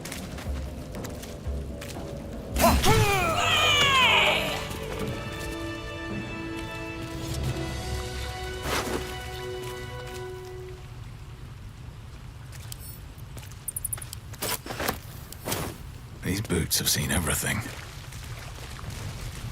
Let's have a look.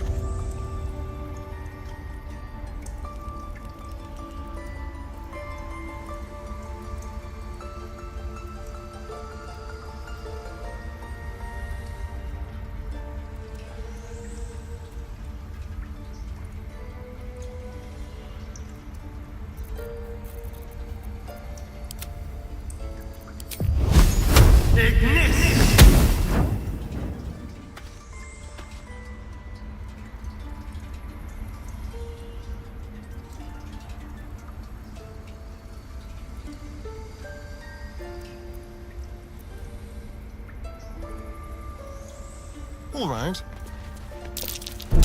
Traps. That might be worth a look.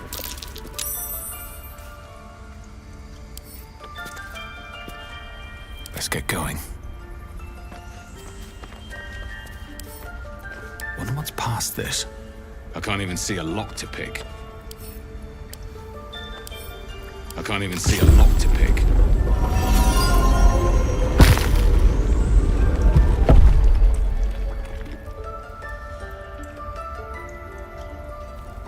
How much farther can I go?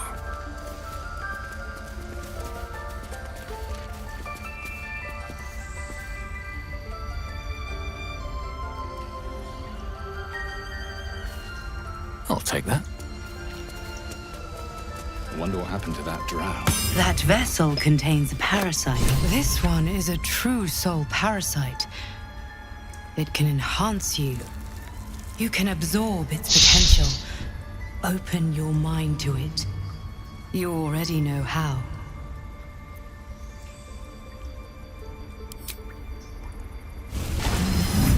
Your mind swells as it subsumes everything the tadpole has to offer.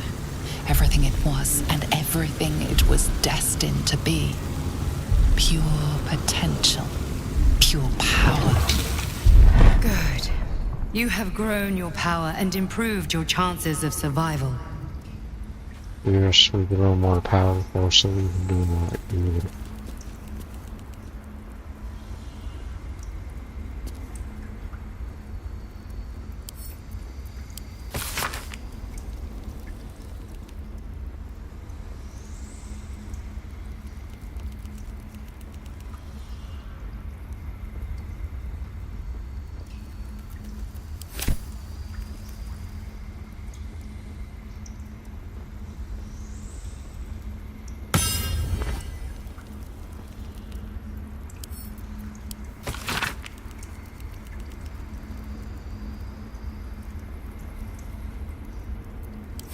Looks like Halsin's our best bet for a cure. Time to track him down and see what he knows. Assuming he's still alive. Speculation will get us nowhere. Let's go find him.